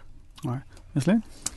I just think what Susie kind of covered everything, but for anyone listening, we're located in Corporate Plaza, which is above Doctors Express on Godfrey Nixon Way, and we're called Our House, and you can call us or look on our website, www.specialneedsfoundation.ky, or drop in if you ever want to have a conversation, because we're there. And everything is free. Yeah. And it really should be the starting place. Mm-hmm. If you're a family that has a concern or you're worried, stop by and talk to them, and they'll lead you in the right direction. And we have free coffee. And comfy couches. Yeah. And very comfy couches. Dr. Brown, thank you so much for sharing. Any closing thoughts you may want to... No, I think that I would agree that Special Needs Foundation has been every person that I have seen for an assessment I have sent over to Special Needs Foundation. I think it's an excellent resource for the families when they're trying to navigate all this. And I think this is an excellent discussion today and shows how far things have come and how, where we need to go for future directions. All right. Well, thank you all very much. I think as we look at education and inclusion, as we look at trying to change the paradigm for learning and teaching outcomes, let's make it better. Thanks. Maybe this week be even more productive. And to our listeners, let's pause and take a short break. When we come back, more Talk Today. The 2019 Spring Labor Force Survey, conducted by the Economics and Statistics Office, starts on Sunday, March 10th. The Labor Force Survey collects data on employed and unemployed people. Trained interviewers with ESO ID cards will visit randomly selected households in all districts. The interviews are confidential in accordance with the statistics law. No individual data will be published or disclosed. Survey data are exempt from freedom of information. For more details, please call the ESO hotline at 516-3329. The 26th Annual General Meeting of the Justices of the Peace Association of the Cayman Islands will be held Wednesday, March 13th, 6 p.m. on the second floor of the Georgetown Yacht Club restaurant, followed by a formal dinner at 6:30 p.m. Confirm your attendance by emailing ghmary@candw.ky. Spend a day at Grand Cayman's biggest one-day family fun day, the 52nd Annual Agriculture Show at the Stacey Watler Agriculture Pavilion in Lower Valley, coming March 6th. Raffle tickets are now on sale, and for only $25, you can win $20,000 and so many other prizes, including a garden package, iPhone, and staycation. Raffle tickets include general admission to the show. For more information, visit them on Facebook or caymanagriculture.ky. At Flow, we know that 4 are better than 1. Introducing Flow Quad Play. Packed with the fastest, most reliable broadband, the power and control of Flow Evo TV, Cayman's best mobile experience, and tons of home phone minutes, all in one convenient package from only $199 a month. With 4 plans to choose from, you're sure to find one that fits your needs. It's value, ease, and convenience all on one bill with Cayman's #1 network. Find out why 4 are better than 1 with Flow Quad Play at discoverflow.ky. Terms and conditions apply.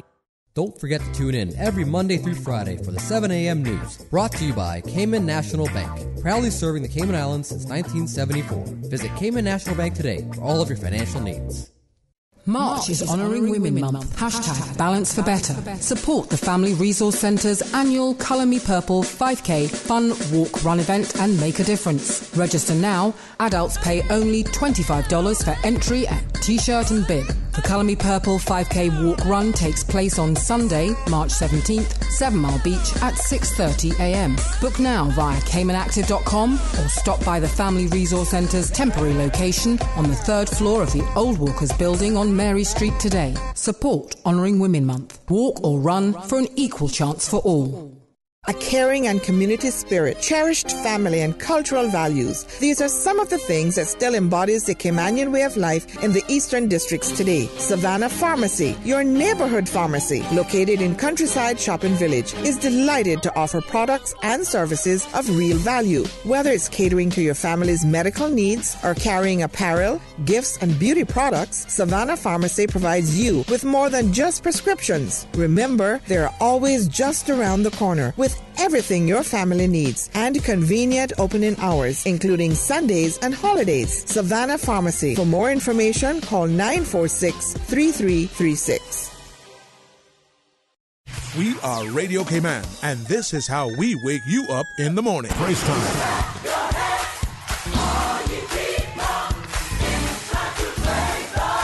Praise time on Radio Cayman.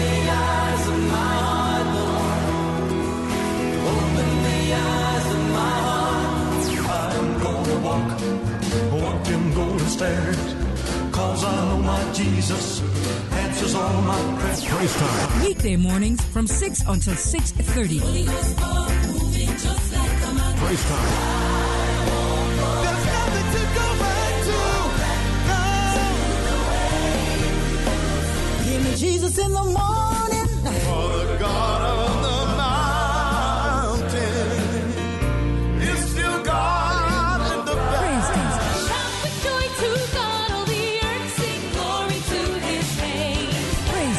Praise time. Jesus in the morning, yeah. Weekday mornings from 6 until 6:30.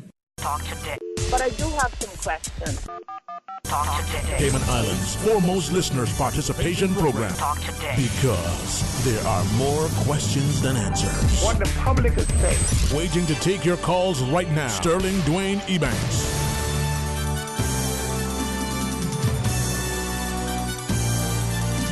Hey, good afternoon. Welcome back to Talk Today. 949-8037 or 1-800-534-8255. Or, if you want, you can call us on 949-8037 or 949-6990. Likewise, if you choose, you can WhatsApp 925-3261. As it stands right now, we'll have some open line. If our guests that are scheduled to arrive, we'll have that conversation. But as Miss Susan reminds me, she said, Norma says the show must go on. So we're here taking your calls and having you share your thoughts with us. 1-800-534-8255. Some of you keep hearing us reference our engineer Dean, and I tell you, man, we give him a warm time here. Glad that he's doing, all that he is. Getting things up and running and rolling and rocking. 949-8037, 1-800-534-8255, and have you share with us. As I was listening and participating in an earlier conversation relative to education and the notion of special needs, and somewhat without question, probably as adults now, we recognize that had we been properly diagnosed and treated, we may be, not just more successful but happier. But thankful that the resources are increasingly available to our children, so that our teachers and our students are able to not only enjoy education and that school life, as it were, but maybe as potential, employers and even employees, they're able to make a much more meaningful contribution. It is open line, and we take our calls. Good afternoon and welcome. You're on Talk Today. Hello. Good afternoon. Good afternoon. How are you today? Oh, fine. I went out there by the compound, out at pavilions out there. It looked cow feed. And they saw the cow feeding for the last 2 months. And the special agriculture show is coming up. and the guy, the manager, that means he don't know anything about going on. Could it be that they're out because there's been such a heavy demand, or is it just because, as you've determined, that they haven't been able to keep up with, the ordering and the like? That's what happened. You need to go and check and see which feed sell the most, and then call, then get it before it's up. Mm-hmm. But they don't do that. Okay. Especially this time of year where grass grows slow, people need feed for the cows. Now, how from the population's perspective, how much do you think that the lack of having that feed has affected not just the success, but even a lot of people. I went out this morning. The first thing that when I was turning in, the guy told me, said, "Boy, it's feed and out of feed." And I called and told him, I said, "Been out 2 months ago that people were running short of feed." You can't, especially on a culture show. You got to get your cows in shape. Right. Uh-huh. What, from your experience, what could be done differently that would make it better for the farmers and even for the staff? They need it. If he's a manager, be sure that he checks on the feed, how much feed that is going on. If he got one that sells fast, buy a little extra. Mm-hmm. You see. Now, is it an issue of maybe not only ordering, but the supplier, the sourcing? That is what they got to do. They exchange so much different buyers each and every time. Exchange companies. Yeah. Well, our culture show is coming up, as you said, on Wednesday, so maybe there'll be an opportunity for people there to share and see it. Now tomorrow, like a thing, you buy a couple sacks today. Got tomorrow, now they close. Mm-hmm. Well, that's true, yeah. Yeah. You see, there's a management. That's what happened. You got to get after him and make him do it. You know what happened? He comes on that double country now. Well, hopefully, as they listen to you and understand that the challenges sometimes, make it perhaps that they can find, more viable alternative. Any other subject that you want to broach with us today? He is somebody that see a bill there every day. And should that go to show and go around the compound and get somebody to walk there with the feed is, let him know when the feed is getting low. Okay. Well, probably like you see, as you shared, they, even with the other retail outlets, as they have, pay attention to their inventory and the like. Oh, maybe just growing pains. Huh? Hey, thanks, sir, for sharing with us. And hopefully you'll enjoy the Agriculture Show on Wednesday. Yeah. Yes, sir. All right. Thanks very much. And I think as the caller highlights, the idea there is still growing interest, no pun intended, in the agriculture. And hopefully as we look at the whole sector, as it continues to be supported, by government to the great extent that it has been, maybe more of us would pick up and get into agriculture, as it were, whether as farmers and looking after the cattle and the like, or whether we maybe focus on more of the growing of the. It's not only to put perhaps fresher produce in the supermarkets, but as some of you have always been, advocating, making the country a little bit more secure when it comes to the provision of its food stuff. Hey, what's on your mind today? It's only Monday, but I'm sure a lot is transpiring. I know many, because the schools are out, for the most part. Some of you are taking an early exit and enjoying time away. Some of you are taking the days off from work because there are a fair bit of things that you want to do around your properties and the like. But if you've got time and have an interest, give us a shout. 949-8037, 949-6990, or the toll-free call at 1-800-534-TALK. Let's take a call. Why not? Good afternoon. Welcome. You're on Talk Today. Yeah, good afternoon, Dwayne. How are you today, my friend? Very thankful and blessed. What about yourself? Same thing. Thankful and blessed. Amen, brother. Amen. I don't ask God so much, I just ask and give me what I need, and then if He gives me all that, I don't have no complaints. Well, boy, see, maybe that's my problem. I ask for a lot. Huh? So I ask for a lot, man. You ask for a lot? Yeah. No, just give me what I need, Jesus, and I'm okay, because if I got all I need, then I don't need nothing else. But we all pray, give us this day our daily need, right? Yeah, but Yeah, that guy, the gentleman just called in about the thing. And, I feel sorry for people like that with the agriculture show coming up now. What happens to a lot of things? And I don't like to point fingers at people or say who's wrong and who's, not doing what. But in the case like that, where the agriculture show is coming up, these people should know that these guys trying to get the little cows fattened up for the agriculture thing and things like that they shouldn't run out of feed. But you see, complacency sets in. People, especially those at the top, some of them that's in charge, they don't go to their people that's supposed to do it and say, look, now agriculture show's coming up, then we could probably need more feed. Go place another order or do something, you know what I mean? That people don't have to be calling in and talking about this kind of thing. But it's almost like we wait until there's a crisis and then we try to manage it, and we're not very good at crisis management. So, it's I don't know what to say, my friend. I just hope that we can, God will continue to bless us, but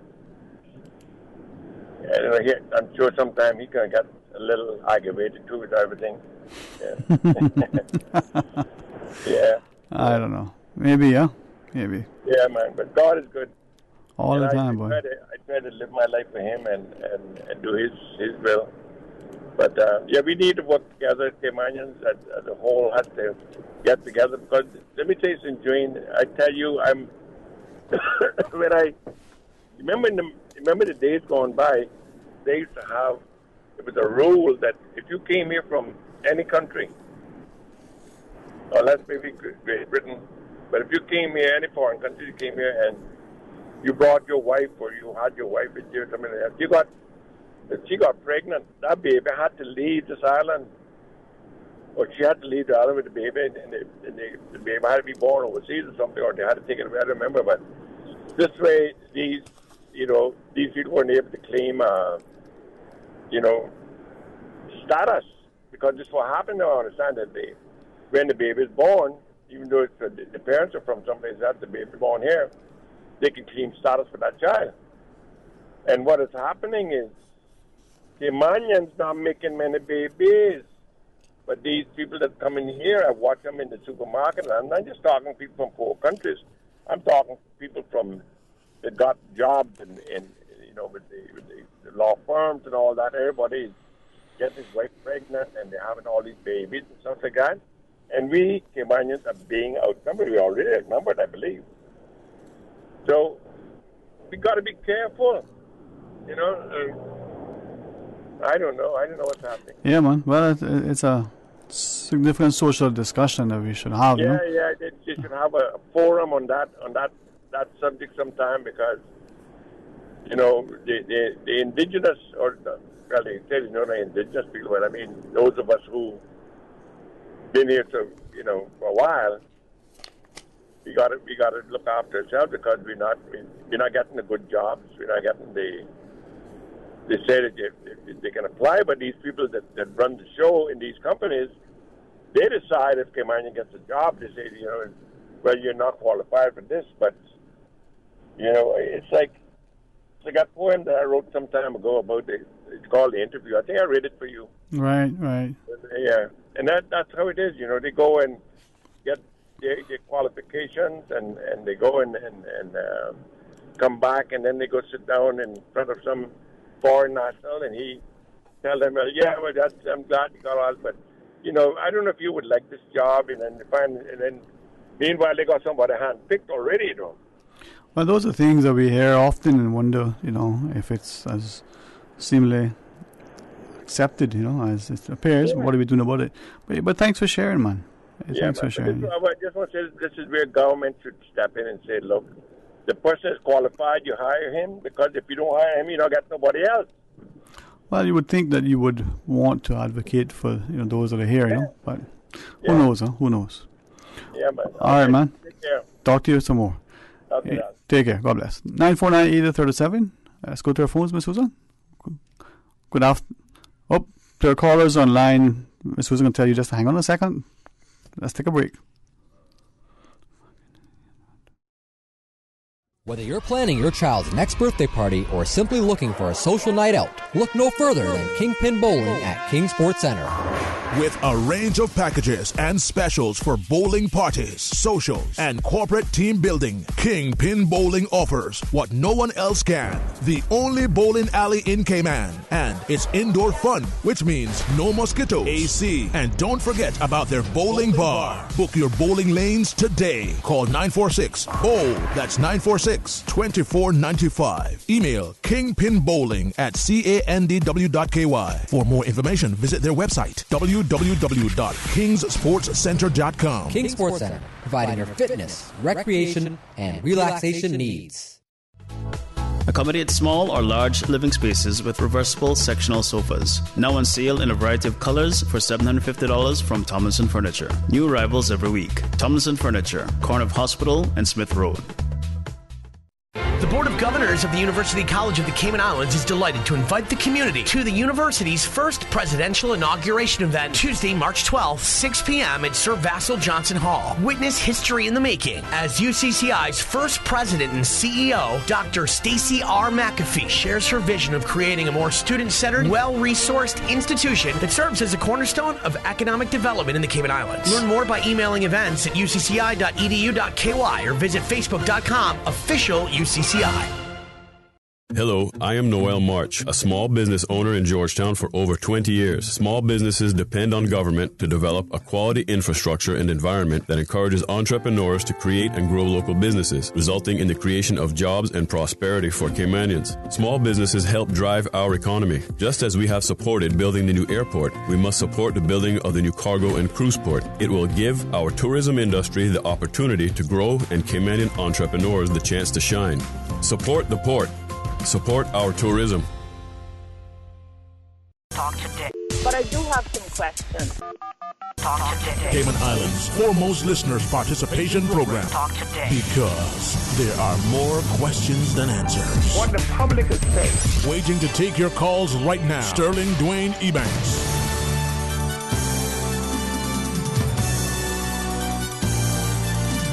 Good afternoon and welcome back. Thank you for sharing with us. 949-8037 or you can WhatsApp 925-3261. Got some WhatsApps to share, but let's go to our phone callers.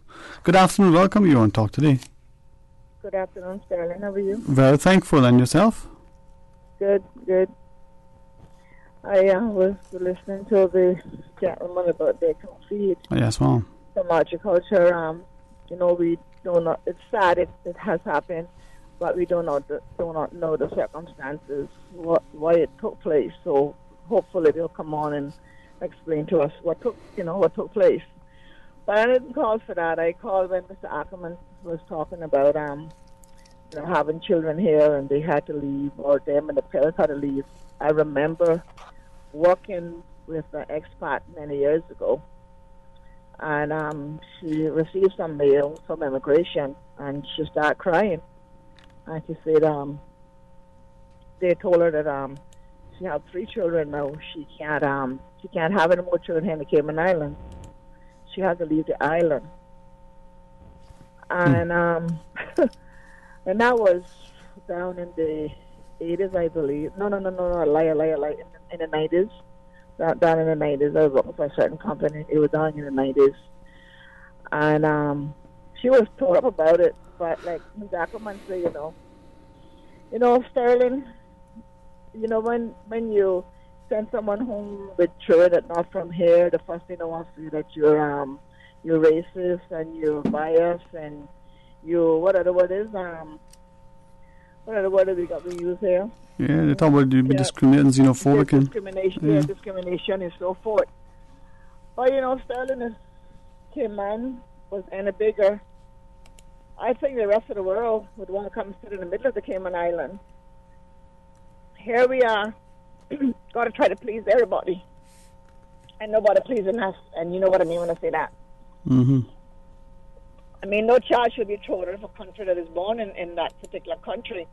But immigration has some serious laws some years gone by, but apparently they just been, thrown out the window one by one, and then our population keep growing. And then we keep saying then that we don't know how that person got Cayman papers, need a mother and father as a Caymanian and all that kind of stuff. But I'll leave that alone. But that lady was very shook up down in the 90s. She had 3 children born here. And the immigration person wrote her letter to tell her she cannot have no more children on this island. And I was down in the 90s. So I don't know what happened since then. But I know the lady's down on the island. But anyhow, what I thought I'd share that with you. And so look, it is a beautiful day. We need to be thankful. The rest of the world is warring and all that kind of stuff. And Cayman is so calm, cool, and selective, expensive.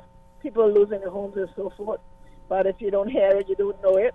Or you miss your neighbor, you wonder where they're gone. But driving on the roads, everything feel like everything is okay until you get back home and everything hits you. Reality hits you again that, you know, these bills to be paid and kids to be fed and all that kind of good stuff. Mm-hmm. But we got to be thankful, and we need to start. We need to try to show more love, stop hating so much, because we got so much hate in our hearts in the island. We're trying to keep down each other, and that doesn't get us nowhere. So, come on, big up some love. That is so true, man. The idea we can show more. Hey, thank you very much, Mom, and maybe that would be the positive takeaway today, you know. Hey, thanks very much. Let's take one more call. Good afternoon. Welcome. You on Talk Today? Hi, Sterling. Hey, good afternoon. How are you? I'm good. How are you? Excellent, man. You ran across my mind recently again.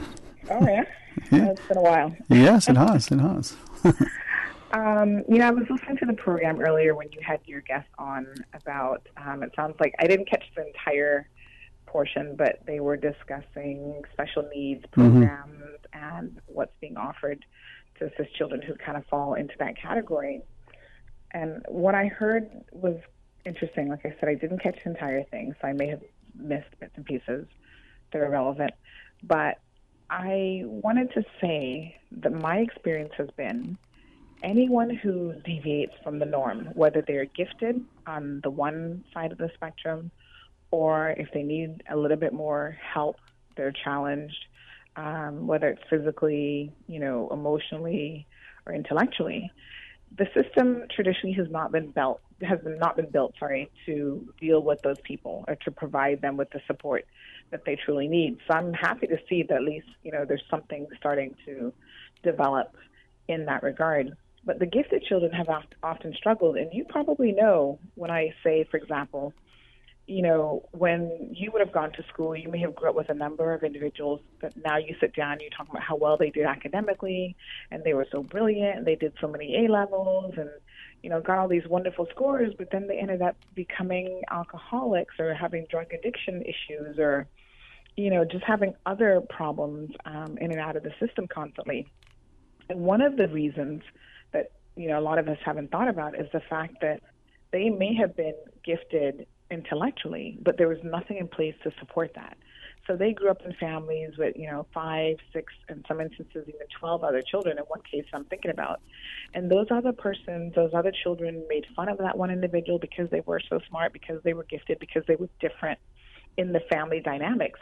The mother ended up over-cuddling the child, trying to protect him from his other siblings, and that created, a lot of issues, relationship issues within the family that to this day, these people are now in their 40s and 50s, still exist. So it's so amazing how ill-prepared we are as a society, as parents, as institutions, to deal with anyone who falls outside of what's considered normal. And that can include people who are extremely brilliant. Mm-hmm. And if they're not properly supported, and if they don't have the mechanisms in place to assist them, they end up with social issues and emotional issues, and then it becomes kind of this vicious cycle that's really, really sad, because in fact they had a natural gift in the beginning that society and their families didn't know how to deal with and didn't know how to appreciate and further develop. And then finally, the other comment I wanted to make was there was a gentleman, I think 2 callers ago, who said Caymanians are not having enough children. And I'm not really sure about that, because I think what he probably meant to say is the right Caymanians are not having enough children, because the ones that I see who have 5, 6, 7, 8 or more children are not the people who can actually take care of those children. So they're having them, but they're not in a position to take care of them. And what sense does that make? Because then that puts an unnecessary burden on the government, on the people of this country, on needs assessment unit, on the hospital, because they can't afford health insurance for a large family and all these other issues. So maybe he might want to revise how he's thinking, because the straight-thinking Caymanians know what they can afford in terms of child care and children, and that limit right now is 1-2 at the max. So just wanted to leave you there with those thoughts. I just tuned in a little bit today because I was driving out to, funny enough, Agriculture Pavilion. I hope a lot of people go out on Wednesday and enjoy the show, because most days I'm stuck at my desk and I don't get to tune in as much as I would like. But thank you. What I heard today was very, very interesting, and thank you always. Well, thank you for the intellect and for sharing your insights, and hopefully get a chance to engage with you some more very soon. Sounds good. All right. Have a good one, sir. You too. And with that, I think the 2 p.m. headline news is nigh, as they say. Let's pause and take a break. When we come back, more talk today. Satisfaction is guaranteed 24 hours a day, whether it's music or information. From Grand Cayman to Cayman Brac to Little Cayman, we've got you covered. You ever hear a thing like that? Radio Cayman in the Cayman Islands. Radio Cayman. Radio Cayman's newsroom. These are the biggest stories right now. The Department of Agriculture's sales section will be closed tomorrow, Tuesday, March 5th, to prepare for the 52nd Annual Agriculture Show on Ash Wednesday.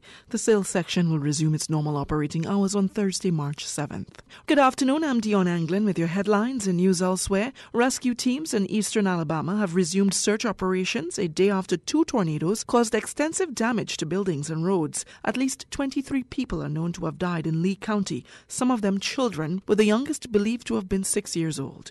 There are fears the death toll will rise. Dozens of people were hurt. Pope Francis has said the Roman Catholic Church will open up its archives on Pius XII, who was Pope during World War II. Pius, who was Pope from 1939 to 1958, has been accused of tolerating the rise of Nazi Germany and of not doing enough to protect Jews during the Holocaust. The Vatican says he worked behind the scenes to try to protect Jews. And one of the UK's most successful space entrepreneurs has launched a withering attack on Brexit, labelling it galactic-scale stupidity. Will Marshall's Planet company operates the world's largest satellite imaging network with 150 spacecrafts able to fully picture Earth on a daily basis. He warns EU withdrawal will do immense harm to Britain's space industry. He says the UK will be lost in space. That's a wrap of your headlines. I'm Dion Anglin. Radio Cayman, the voice of the Cayman Islands. What's happening in your community? News and information, music and more. You can find us. www.radiocayman.gov.ky. Like us on Facebook and follow us on Twitter. Radio Cayman is your choice, your voice for today's biggest news. Radio Cayman.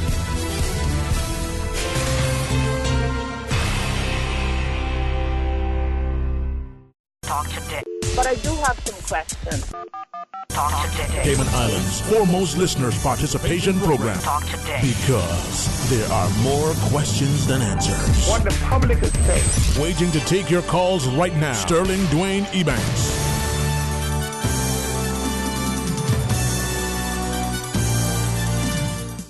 Welcome back to Talk Today. Thank you for joining us. It is an open line, 949-8037 or 949-6990. Likewise, you can call us on our toll-free with the good compliments of Flo, 1-800-534-TALK. Let's go to our phones. Welcome, good afternoon, you're on Talk Today. Good afternoon, Sterling. Yes, sir. What you doing today? What do you think I should be doing, man? Maybe more? What you should be doing? Yes, sir. Try to get rid of some of these stranglers that come here in Cayman. How would we do that? Freeloaders. We got a freeloader from every country in this world is in Cayman. You know what I call freeloaders? Mm-hmm. Huh? Yes, sir. Yes, sir. Come on down, you see. But how do we go about... I see about 1 million of them in Cayman. Serious? That's no joke.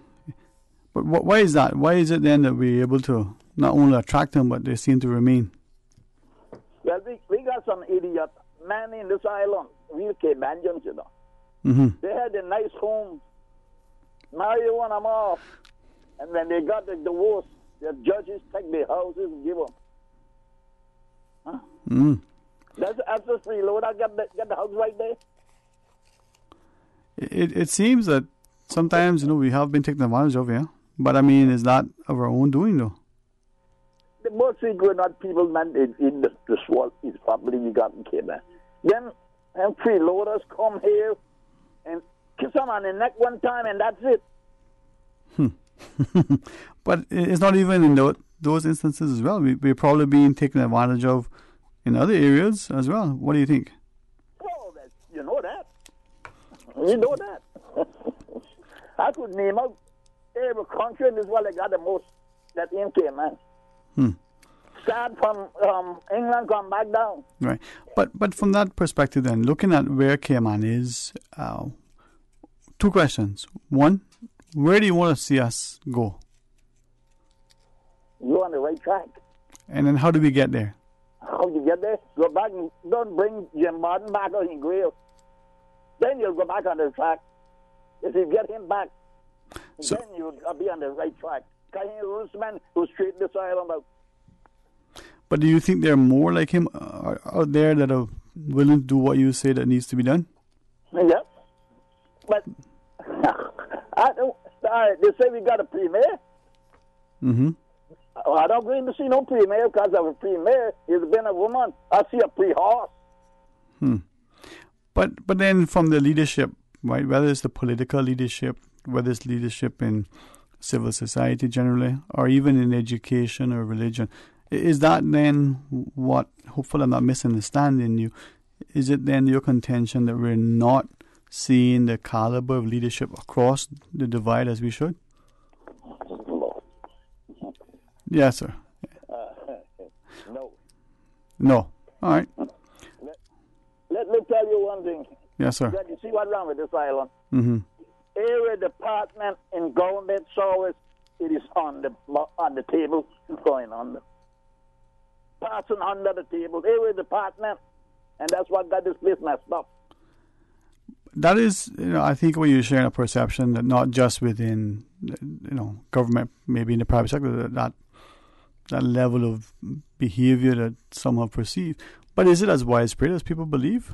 Or is it just unfortunate that we have that perception? Take for instance, them pigeon cage that they build up your modern town by the same out the seaside, the same as there. Huh? Mm-hmm. One gang in the planting department kick against it, and by time they went home and eat lunch and come back to the apartment, pass it. So that go to show want to pass under the table. Maybe just efficiencies, man. They're just efficient.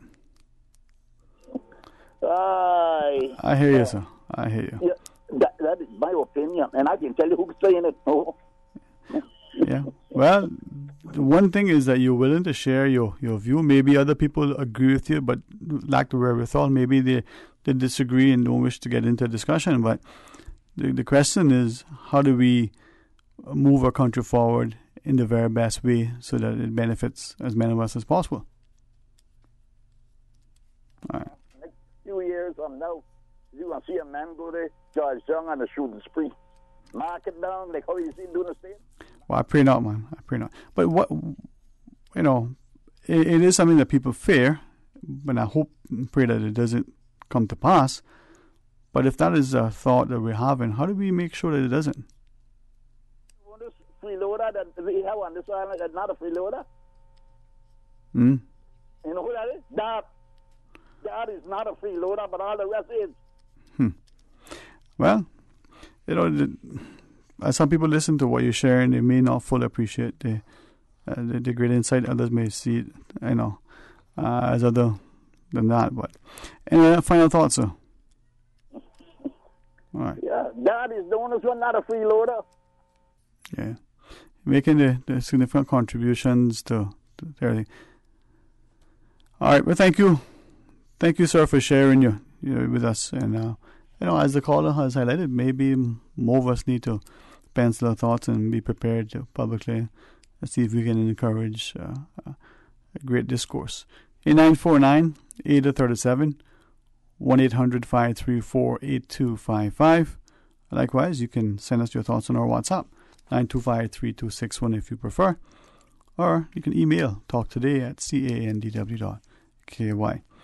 Now, quick thought came through during the news break on our message system here, where someone was simply just asking a question. Quick exchange, and substantive sort of point is that as we look at what has been announced with Honourable Premier with respect to this iconic building, many are speculating, well, how high, is this building intended? Is it 50 stories that the Honourable Speaker of the House referenced in his New Year's message that maybe we should be looking at? Is it higher than that? Is it something to really, as the Honourable Premier shared, let's shake things up a bit. Let's be willing to be bold. Where is it going to go? And once it's all said and done and it comes to fruition, well, will it provide for the country the sort of positive benefits that is expected, that has been sort of touted? There are many of us who are very excited and anxious about this announcement, and there are those who are cautiously optimistic, and then there are some that are downright opposed to it because they believe it's this or that or the next. There are some who are not quite sure because they don't feel they've sufficiently informed. Maybe their disposition and personality is such that they need time to process. The question is, how advanced is this discussion? Is it, as some have shared, the Honourable Speaker has relayed that this is something that the government in the past, while he was there at the helm, sort of had before them. So is it an advanced discussion that is willing to sort of come to fruition if all the approvals are in hand? Or is it just a pie in the sky concept to really make a bold gesture and see where, and when and how and why and the like? Well, what's the public's view? 949-8037 or toll free at 1-800-534-8255. Likewise, you can WhatsApp 925-3261. Now, before we go to our break, let's share this message that came through. It says, Ash Wednesday is here, and then right around the corner, it's Easter. It says, where will the campers go now on 7 Mile Beach? In the third agreement between government and the dark group, there was supposed to have been a camping ground near the public beach and next to the ceasefire, but no one has used it. Can we find out what is happening to that camping ground? Is it still part of the agreement? Well, that's a question that was posed. Maybe during the break, some of you may actually have an answer. Some of you may feel, well, as one or two, not very many, in recent times have said, we shouldn't be allowing camping on our beaches and not a campground there. Others you thought, well, why not? Well, what is your view? 949-8037 or toll free at 1-800-534-8255. Please stay tuned for Talk Today. Check out Fashion Mart's Hot Spring Sale. Apparel for all. Up to 50% off women's, men's, and babies' clothing. Work or casual wear, and from babies through teens. Hair products and accessories too. Located on Printers Way in the old Little Darlings location. Fashion Mart's Spring Sale through March 16th. Miami is so much more than just a shopping destination, offering a variety of vacation experiences. And regular Miami airfares are now from just $182 CI round trip, including taxes, with Cayman Airways. Call 949-2311 or visit CaymanAirways.com.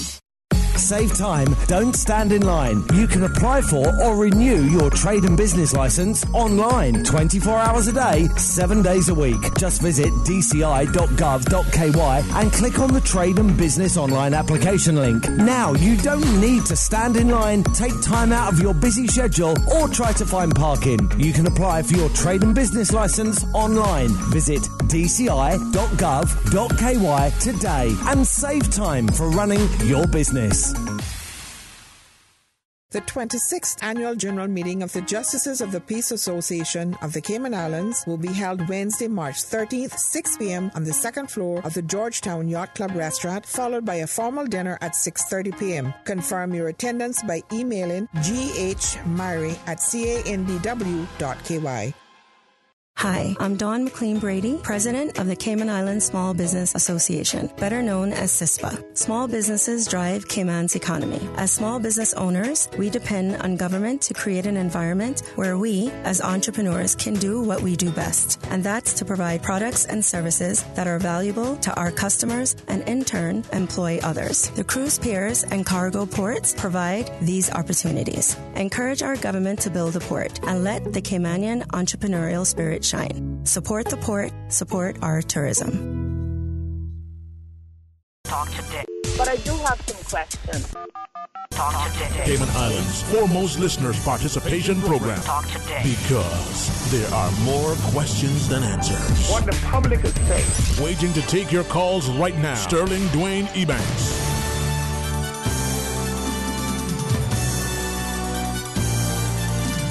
Hey, good afternoon. Welcome back. 949-8037, 1-800-534-8255. Likewise, you can WhatsApp 925-3261 and share your thoughts with us. Now, if you prefer to WhatsApp or you want to email, well, options there for you. Email talktoday@candw.ky. And of course, I want to hear from you directly, so call us on either toll free 1-800-534-TALK, 1-800-534-8255, or 949-6990 or 949-8037. Lots of numbers, but they all dial in and answered so wonderfully by Miss Susan today. So you can share your thoughts with us. Now, a couple of you have shared some WhatsApp messages through, and just looking at them during the break. A couple have messaged through with respect to the treatment of our animals and animal welfare in particular. Some have shared the callers' comments earlier in relation to the lack of feed for cattle. Where this, and some of you will recognize that there are those of us who may have a cow or two, not so much because it's been raised, to slaughter, but simply because it was a practice that was in the family, and we just keep it. Don't know how widespread, but two messages came through and said, not a farmer, but they have a small piece of property, have, 2 cows, buy feed often, and they're like, quote-unquote, pets. Now, I don't think that's something that should be strange. There are those, and another message to the effect, who see animals as, for them, they're very special beings and creatures and the like, and whether it's the chickens or whether it's the cows or the horses, with the owner's consent, they'll assist in feeding.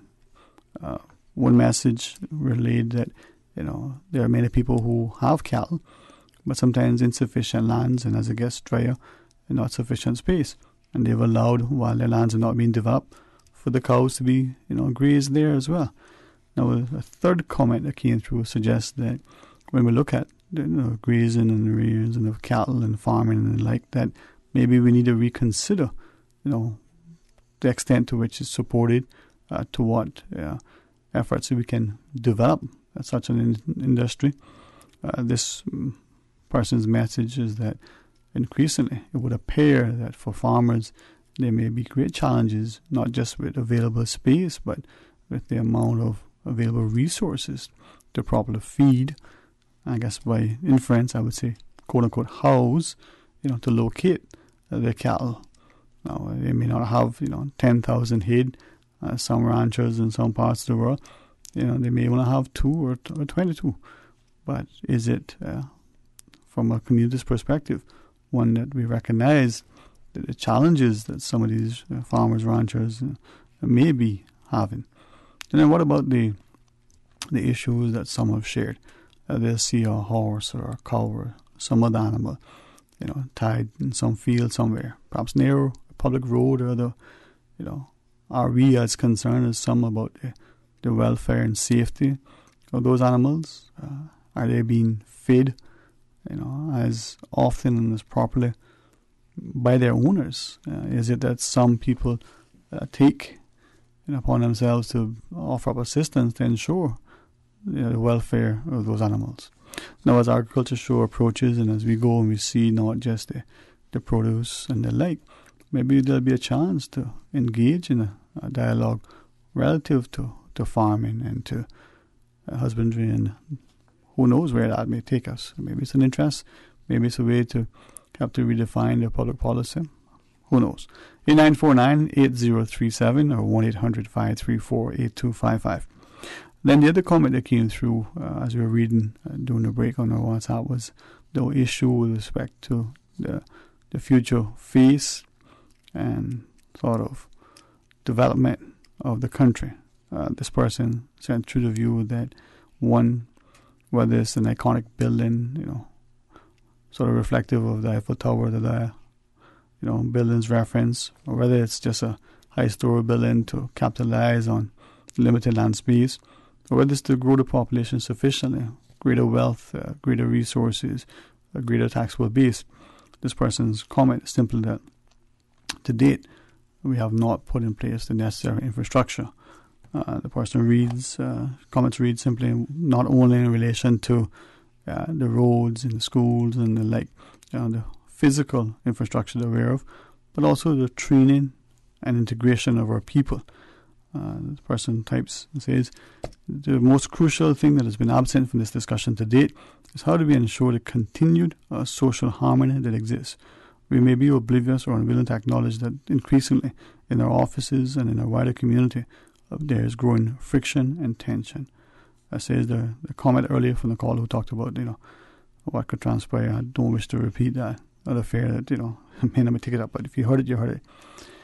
This growing fear of unrest down the future can be not only mitigated but avoided should we provide proper training and integration amongst all of us. The idea of inclusiveness only seems to extend to those with alternative lifestyles. Inclusiveness, it says, should be that we live and work in a harmonious environment.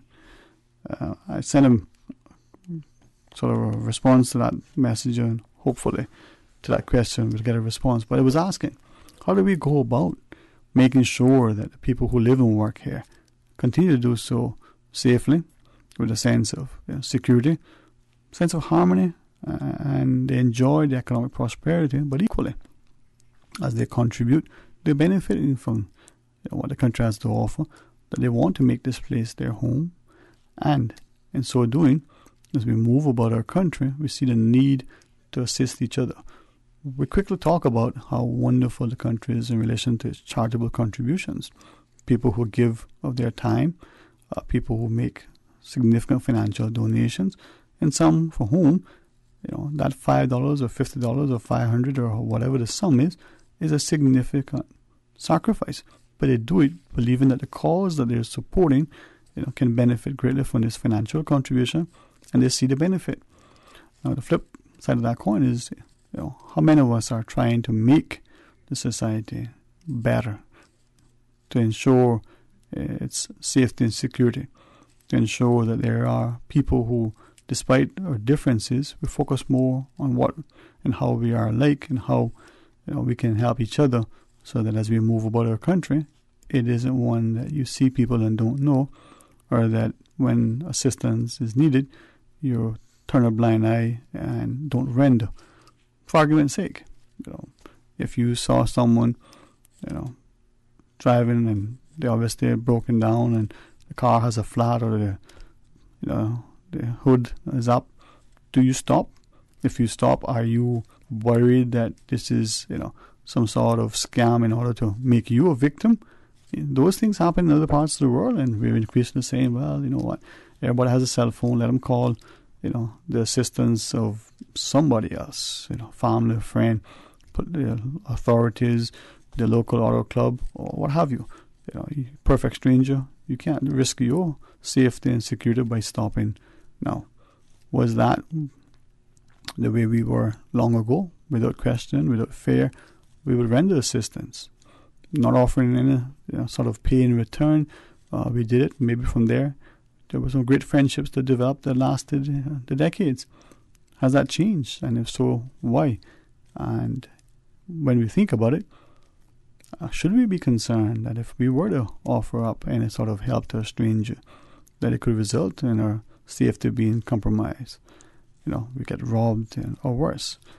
If those are the changes that have, sort of driving the society. Is that a direction that we want to go? And can we do something about it? Is it too late? Now, it may not be that your person is, in need of some sort of, mechanical assistance.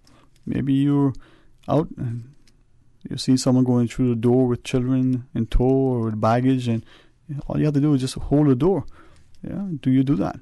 And then when you do, is there a thank you, or is the person looking at you, with a degree of scorn and contempt? It's little things that prove to be very significant. And when the individual sometimes, approach you, and they have what seems to be an engaging, disarming smile, do you suspect that there is an ulterior motive? Maybe it's your job that they're after. Maybe some sort of play in order to, in your mind, put you off guard and capitalize on something other than, a genuine, sincere intent of being of value and service. Now, many listeners would say, well, that's just human behavior.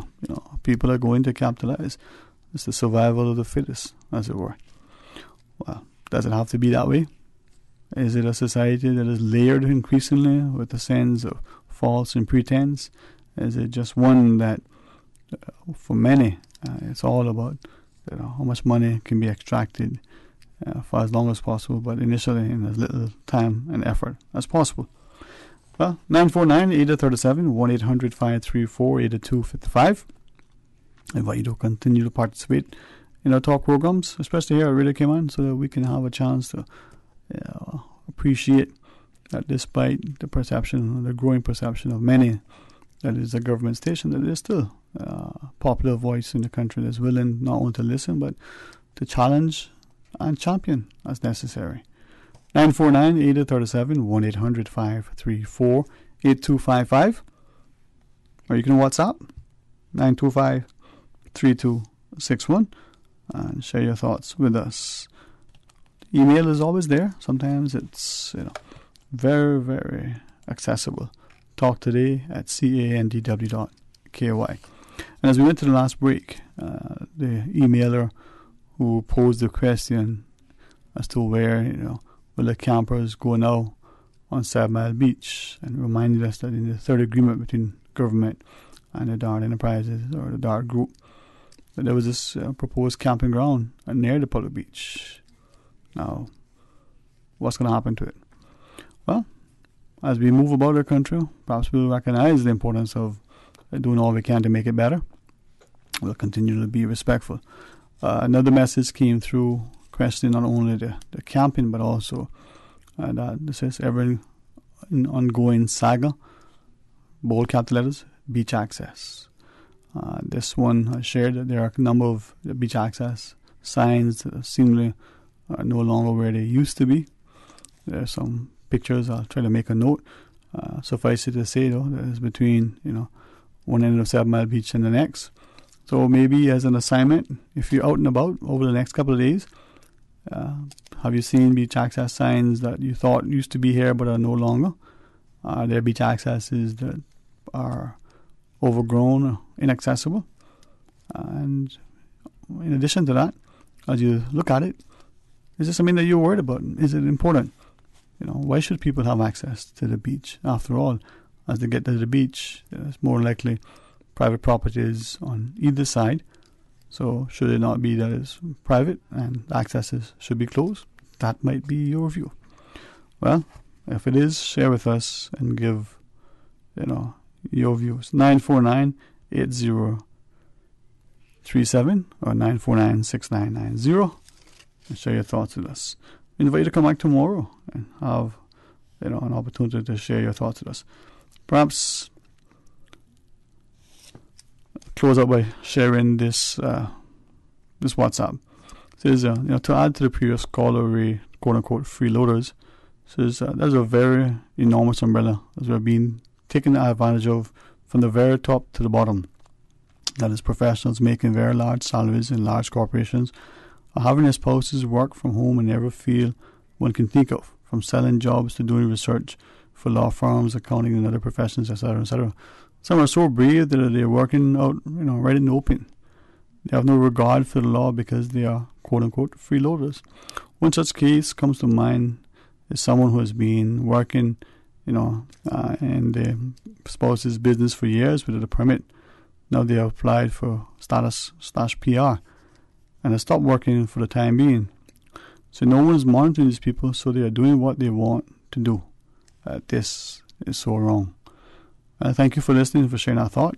And for those of you, as you weigh in on that and close it out, is it an issue of lack of enforcement? Is it, as some have shared, people can do what they want because everybody's turning a blind eye and no one really cares? Well, the question to ask, what are we doing to make sure that this country and its people not only have an increased sense of safety and security, that there's continued stability, economic as well as social? Enjoy your afternoon. That today, as a Monday, will be the start of a very productive week. Remember Monday, and then Tuesday, and then come Wednesday, Wednesday. For some, a very religious, spiritual day. For others, it's just another working day. And for some, it's a well-needed respite in the middle of the week. We invite you to come back tomorrow for Talk Today right after the midday news. And until then, be blessed.